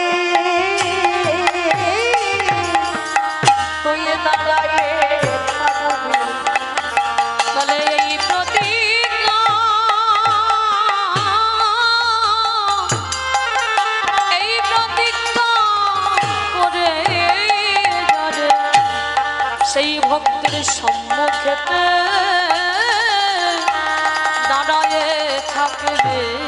আস্তে তাহলে বাবা, যারা যারা আপনারা গীতা দেখেছেন, গীতার পাতার ছবিটা ভালো করে অনুভব করবেন। ওটা কিন্তু মা শুধু ছবি নয়, ভালো করে দেখবেন। ভগবান যেখানে দাঁড়িয়ে আছে বাবা নিচতে, সেখানে কিন্তু ছাতা নেই। ভালো করে লক্ষ্য করবেন, আমি বলছি বাড়িতে গিয়ে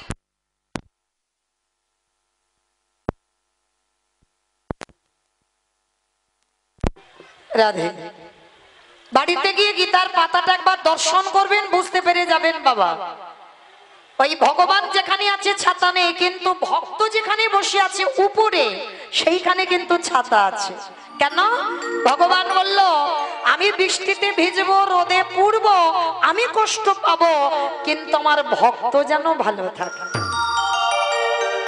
আর যে ভক্তের জন্য ভগবান আমার হৃদয়টাকে একেবারে ঢাল করে পেতে দিয়েছে কুরুক্ষেত্রের মাঠে, সেই ভক্তটা তো যেমন তেমন ভক্ত নয়। সে ভক্তটা কেমন ছিল বাবা জানেন তো? একটু শুনে নেন সেই ভক্তটা কেমন ছিল। বিষ্ণু থেকে ব্রহ্মা, ব্রহ্মার পুত্র অগ্রিব, অগ্রিবের পুত্র সোম, সোমের পুত্র বুধ, বুধের পুত্র পুরুরবা, পুরুরবার পুত্র আয়ুষ, আয়ুষের পুত্র নহুষ, নহুষের পুত্র যজাতি, যজাতির পুত্র যদু, যদুর পুত্র কুরু, কুরুর পুত্র জন্মেঞ্জয়, জন্মেঞ্জয়ের পুত্র গতিষ্ঠান, গতিষ্ঠানের পুত্র মনুষ্য, মনুষ্যর পুত্র চারুপল, চারুপলের পুত্র রুদ্রাসন, রুদ্রাসনের পুত্র হৃদেশ, হৃদস্যুর পুত্র রক্তিনাথ, রক্তিনাথের পুত্র ব্যাভি, ব্যাভির পুত্র দুষ্মন্ত, দুষ্মন্তর পুত্র ভরত, ভরতের পুত্র ইক্ষু, ইক্ষুর পুত্র সংবরণ, সংবরণের পুত্র সুধন, সুধনর পুত্র সহদ্র, সহদ্রর পুত্র জবন, জবনের পুত্র কৃতি, কৃতির পুত্র উপরিজবসু, উপরিজবসুর পুত্র জরাসন্ধ, জরাসন্ধর পুত্র সহদেব, সহদেবের পুত্র সমাচি, সমাচির পুত্র কুসুম, কুসুর পুত্র জম্ভ, জম্ভর পুত্র সুরত, সুরতের পুত্র বিহরত, বিহরতের পুত্র আজুকানো, আজুকানোর পুত্র অগ্রধর, অগ্রধরের পুত্র দেবঋষি, দেবঋষির পুত্র ঋক, ঋকের পুত্র বিদিক, বিদিকের পুত্র পতিত, পতিতের পুত্র শান্তনু, শান্তনুর পুত্র বিচিত্র বীর্য, বিচিত্র বীর্যের পুত্র পাণ্ডু, আর পাণ্ডুর তৃতীয় পুত্র যে কৃষ্ণের রথের উপরে দাঁড়ানো, যার নাম হলো তৃতীয় পাণ্ডব অর্জুন। এত বড় বংশের ছেলে, যার জন্য ভগবান হৃদয়টাকে পেতে দিয়েছিল। তাহলে মায়েরা, যদি ডাকার মতো ডাকা যায়, আমাদের সামনেও ভগবান এইভাবে ঢাল হয়ে দাঁড়ায়। তো আজকে সেই ভগবান প্রমাণ পেয়ে গেল বাবা। দ্রৌপদীর মতো যদি একজন ভক্তিমতী নারী পাওয়া যায়, দ্রৌপদীর মতো যদি কোনো ভক্ত চরণ পাওয়া যায়, সবার আগে পদধূলাটা নিতে শেখো। আর পদধূলা যদি নিতে পারো, আমাদের হৃদয়ে যদি প্রেম ভক্তি না থাকে, ভক্তি আসবে আসবে আসবে। ভগবান সারা বৃন্দাবন ঘুরছে মা, বৈষ্ণব আর পায় না। শেষে কি করেছে জানো বাবা? একটা বৈষ্ণবী পেয়েছে। তবে বৈষ্ণবীটা যে কে আমি বলবো না, আপনারা বলবেন। আমি একটু উদাহরণ দিই। কেমন? যে কৃষ্ণ কাঁদেলে কাঁদে, যে কৃষ্ণ হাসলে সেও হাসে, যারা কৃষ্ণ মায়ের জগৎ, তিনি হলেন কৃষ্ণ কামদা শিরোমণি, রমণী রতনমণি, ভুজঙ্গহারা ভুজঙ্গিনী, গম্ভীর্য শালিনী, প্রেমে সায়রে রে মোরালিনী। আমার সে মেয়েটা কে গো? রাধে গো।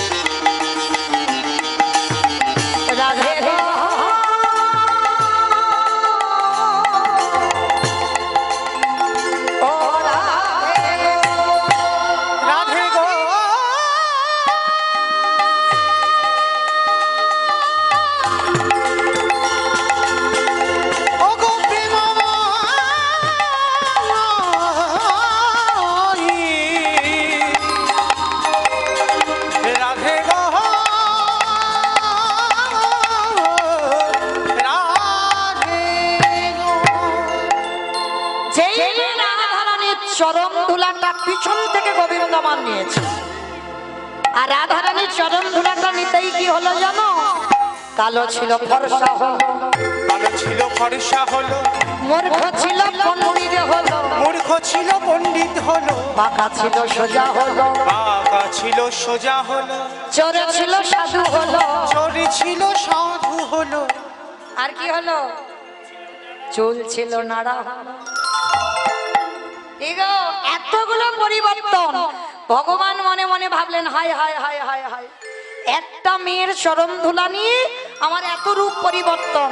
এইবার যখন হাজার বৈষ্ণব পাবো, তাদের পদ ধুলা নিলে না জানি আমার কত পরিবর্তন হবে।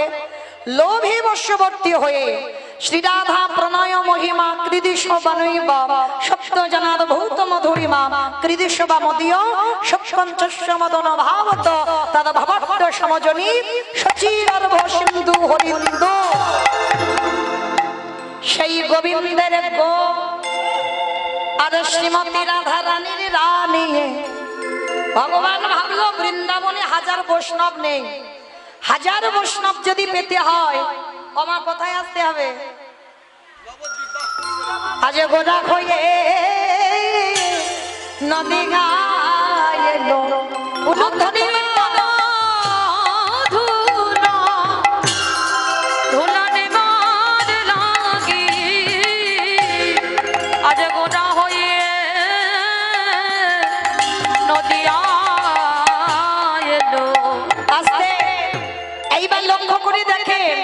যেই না ওই গোরা নামটা নিয়ে কলিযুগের মাটিতে এসেছেন, আর কলিযুগের মাটিতে সে রাধারানীর কথা শ্রবণ করে ধুলাই গড়াগড়ি যাচ্ছে। শুধু ধুলাই গড়াগড়ি যাচ্ছে না, আজকে আমার ভগবান কি করছে জানো? কামিনী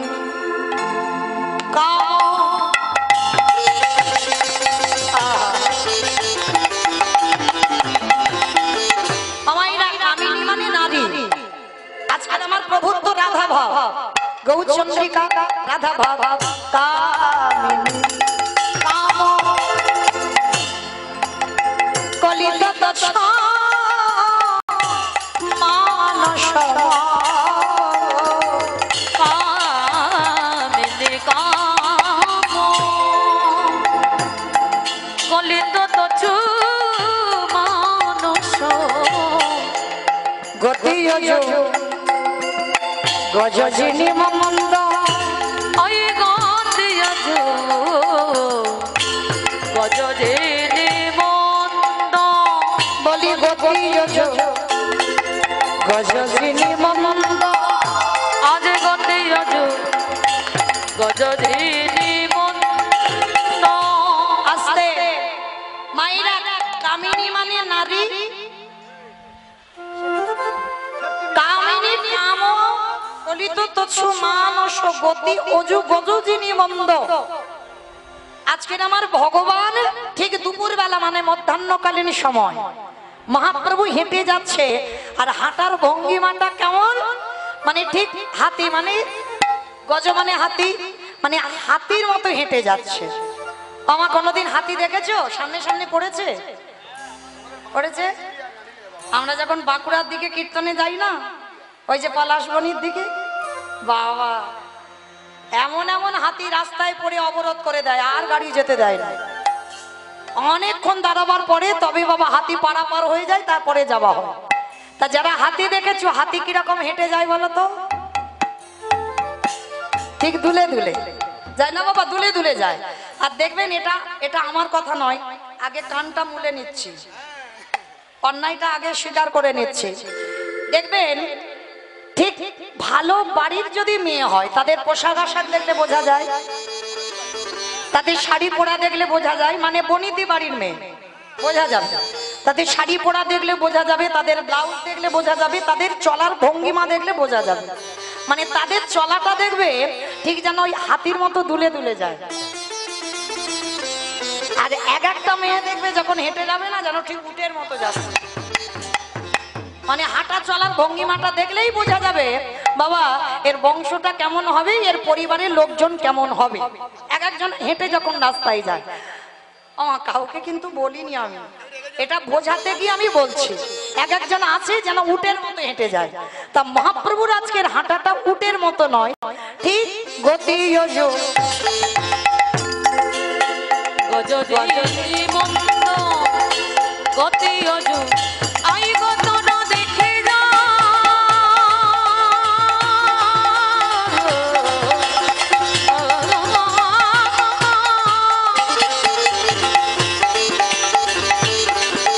আমার গৌর হারি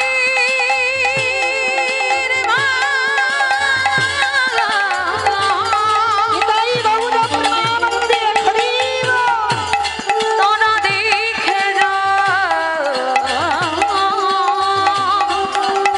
দেখে যা গতি গজজিনী মন্দ আজ গতি যজু গজজিনী মন্দ। আজ পুরবের কথা মনে হলো,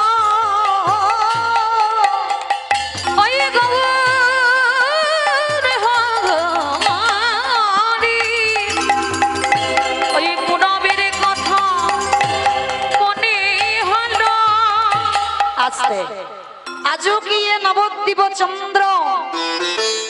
আজকের মহাপ্রভুর ভঙ্গিমাটা ঠিক রাধা ভাব, রাধারানী যেমন যাচ্ছিল সূর্য পূজায়, আজকের আমার মহাপ্রভু যাচ্ছে দুপুর বেলা। মা যদি নহি পুনঃ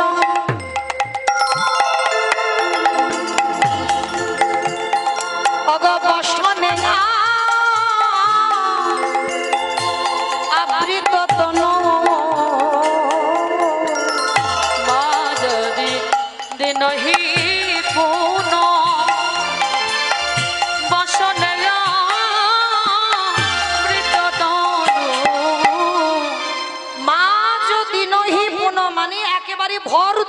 বেলা মা যদি নহি পুন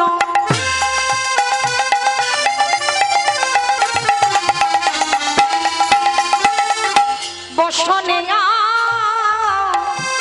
বিততন মা যদি নহি পুন বসনে মৃততনু কহত হি ও যাব আর কহত হে ও যাবসু কম্প পুলক ঘাম সারে ভঙ্গ অনুপম কম্পা পুলক ঘাম সারে ভঙ্গ অনুপম কম্প পুলক ঘাম মানে সর্বাঙ্গ থেকে দুপুর বেলা কেমন হয় আমাদের বৃষ্টিটা হলো বলে, না যদি হতো কি হতো, সারা শরীর থেকে ঘাম ঝরতো না। মহাপ্রভু সারা শরীর থেকে ঘাম ঝরছে, আর শুধু ঘাম ঝরছে নয়, কণ্ঠে সুরটা বদলে গেছে, মানে আর পুরুষ নেই, নারী হয়ে গেছে। যেমন আমার এই যে ভাইটা রোলান বাজাচ্ছে, বুঝতে পারছো নারী না পুরুষ? পাচ্ছ পাচ্ছ না তো? শুধু দেখে মনে হচ্ছে পুরুষ, কিন্তু ভিতরের ভাবটা নারী ভাব। আজ আমার মহাপ্রভুর মতো দেখবে যখন গান করবে পুরুষ নয়, নারী ভাবে গান করে। তো আজকে মহাপ্রভুর ভঙ্গিমাটা যেমন, আজকে ঠিক ওই রকম ভাব হয়েছে, বাইরে দেখতে মনে হচ্ছে পুরুষ। কম্পা পুলক ঘাম সারে ভঙ্গ অনুপম কম্পা পুলক ঘাম সারে ভঙ্গ অনুপম নয়নহি জলে পরিপূর্ণ ওরার নয়ন হে জলে পরিপূর্ণ বলি নয়নহি জলে পরিপূর্ণ। ওরার নয়ন হে জলে পরিপূর্ণ আজকের মহাপ্রভুর নয়ন জলে ভাসছে আর দুপুর বেলা যাচ্ছে, আর দেখলেন কে?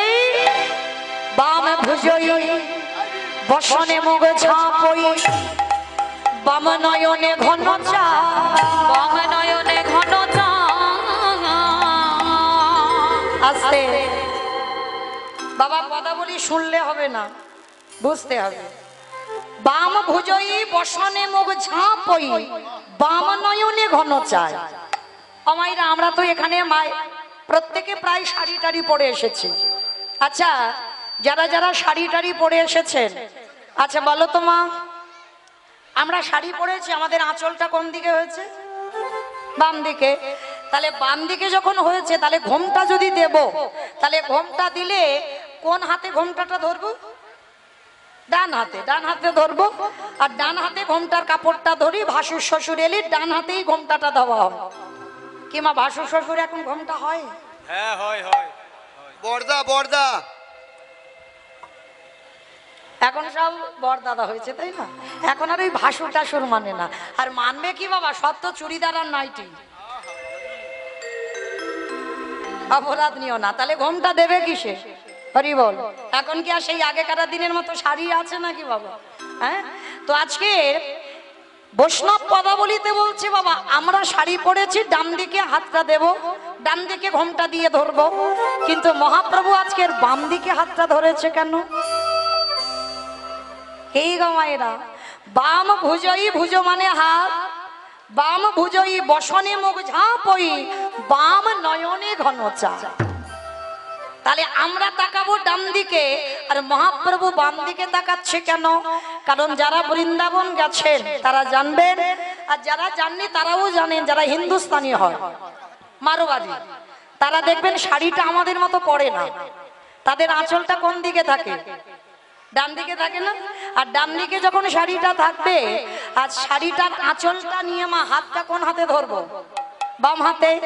তা গোবিন্দ তা রাধারানীর ভাবে তো আজকে আমার মহাপ্রভু ভাবিত। তাহলে আজকে রাধারানী বৃন্দাবনবাসী, তা রাধারানী শাড়িটা পরতো, ডান দিক দিয়ে আঁচল হতো।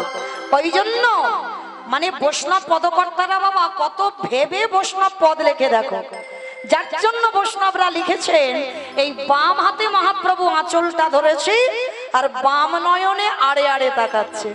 বাম ভুজই বসনে মুখ ঝাঁপই বাম নয়নে ঘন চাঁদ বামে নয়নে ঘন চাঁদ রাধা মোহন দাস শীতে অভিলাষ সয়ে চরণ যেন সেই চরণ যেন পায়। রাধা মোহনে সে কহে এইবার লীলা প্রকাশ হলো রাধা মোহন দাসে কহে এইবার লীলা প্রকাশ রাধা মোহনে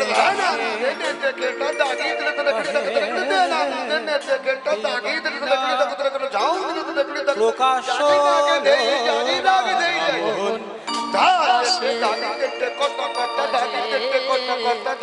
এইবার লীলা রাধা মোহনে দাসে কহে এইবার লীলা প্রকাশ হলো রাধা মোহনে দাসে কহে এইবার লীলা প্রকাশ হলো রাধা মোহন দাসে এইবার লীলা প্রকাশ হলো রাধা মোহন দাসে কহে এইবার লীলা প্রকাশ হলো মোহন দাসে কহে এইবার লীলা প্রকাশ হলো রাধা মোহন দাসে কহে এইবার লীলা প্রকাশ হলো রে ও রাধা মোহন দাসে কহে শ্রীকৃষ্ণে যাতে খেলা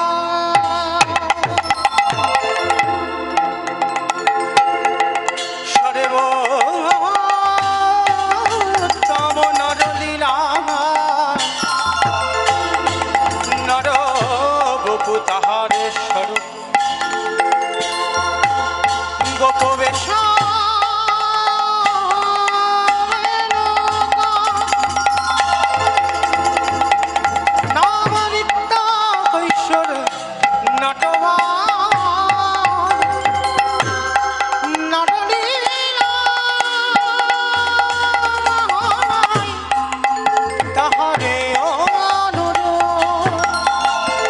সেই বৃন্দাবনে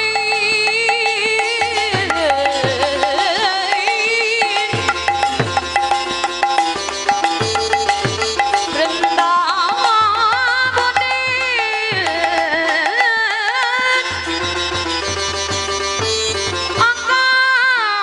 আকাশ মধু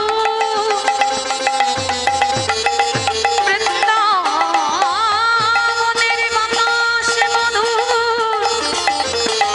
সেই মধুময় বৃন্দাবনে প্রাণ গোবিন্দ মধুলীলা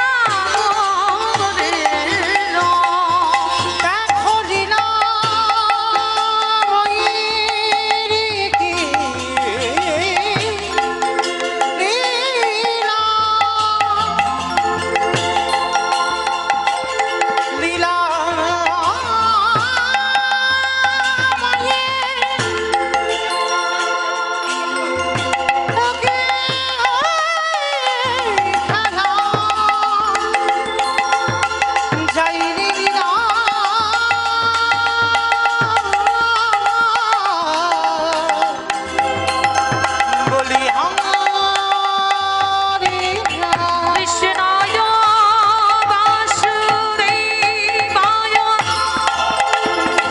হরয়ে পরমাত্মনে প্রণাম কৃষ্ণনাশায় গোবিন্দায় নমো নমো কাঞ্চন গৌরাঙ্গী রাধে বৃন্দাবনেশ্বরী বৃষভা সুতে দেবী তং নমামি হরে প্রিয় বন্দে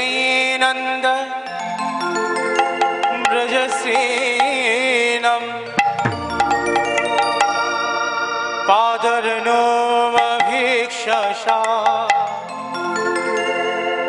या संगे हरि कथा गीतम प्राणति भुवनत्रया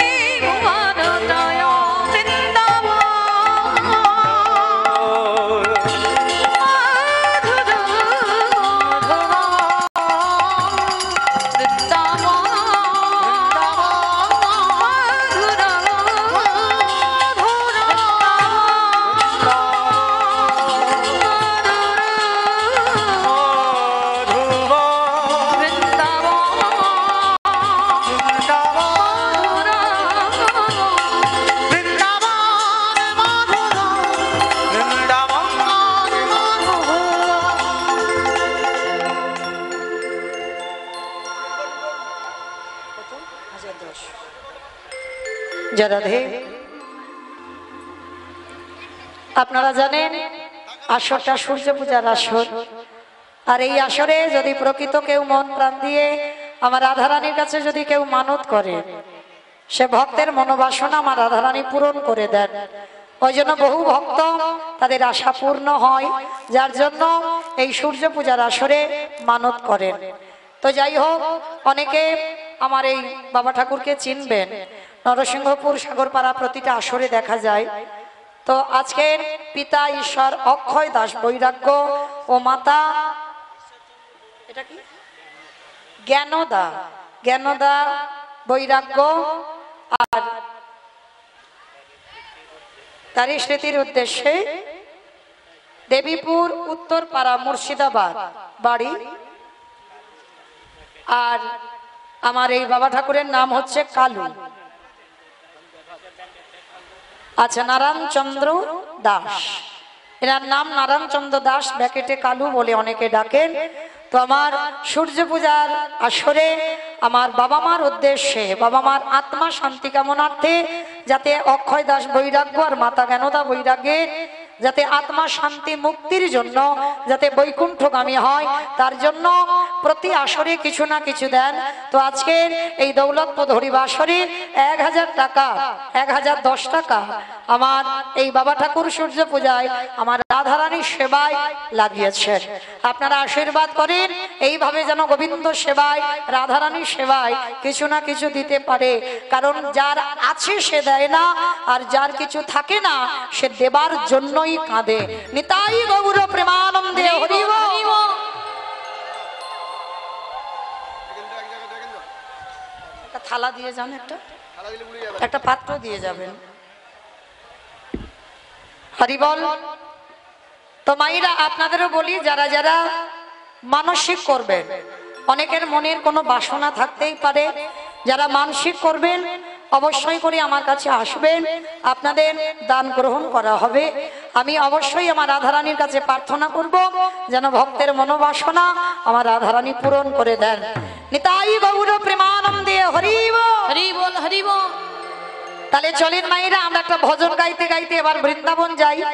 এবার রাধারানী সূর্য পূজায় তো যেতে হবে, মহাপ্রভুর ভাব একটু দেখলাম। তো চলেন একবার যাবার সময় সবাই বলেন গৌর সুন্দরী কি জয়, নবদ্বীপ ধাম কি জয়, ধ্বনিটা হলো কি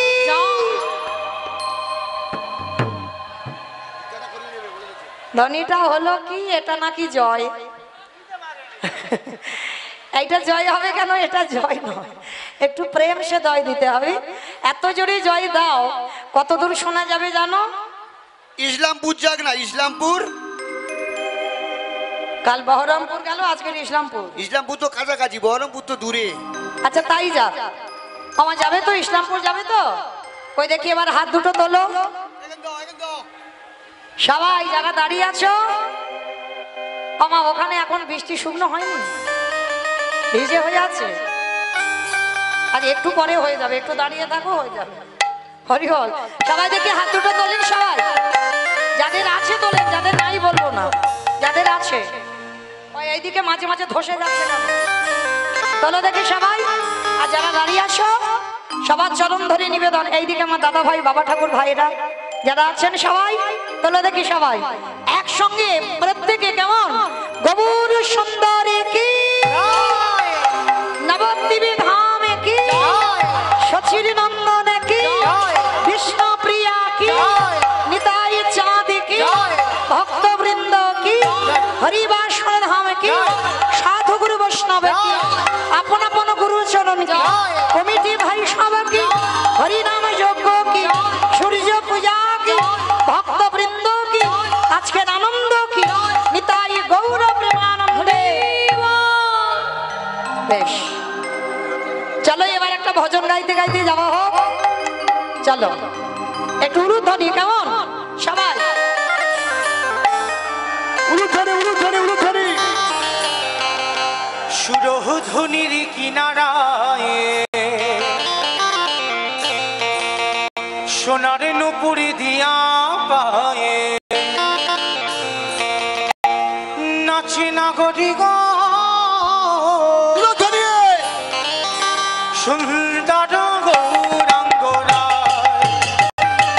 সুরধনির কিনারায় সোনার নুপুর দিয়া পায়, নাচে নাগরি গো সুন্দর গৌরাঙ্গ রায়।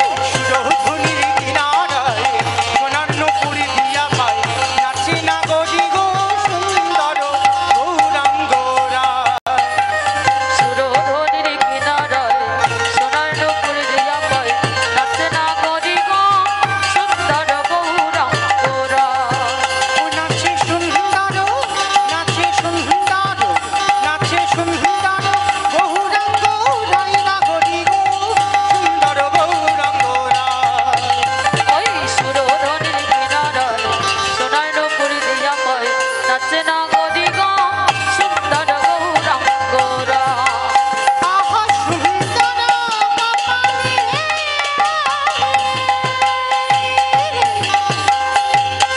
সুন্দর সুন্দর কপালি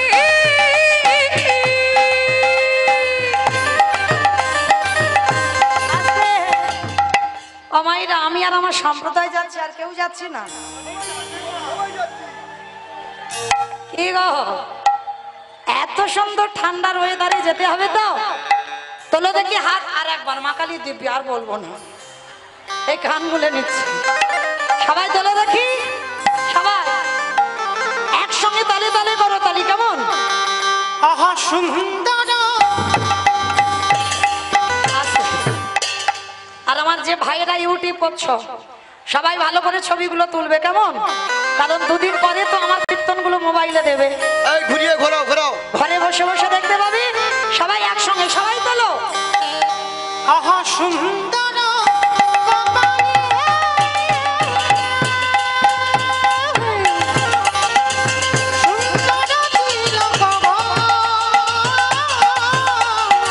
সুন্দর কপালি সুন্দর তিলক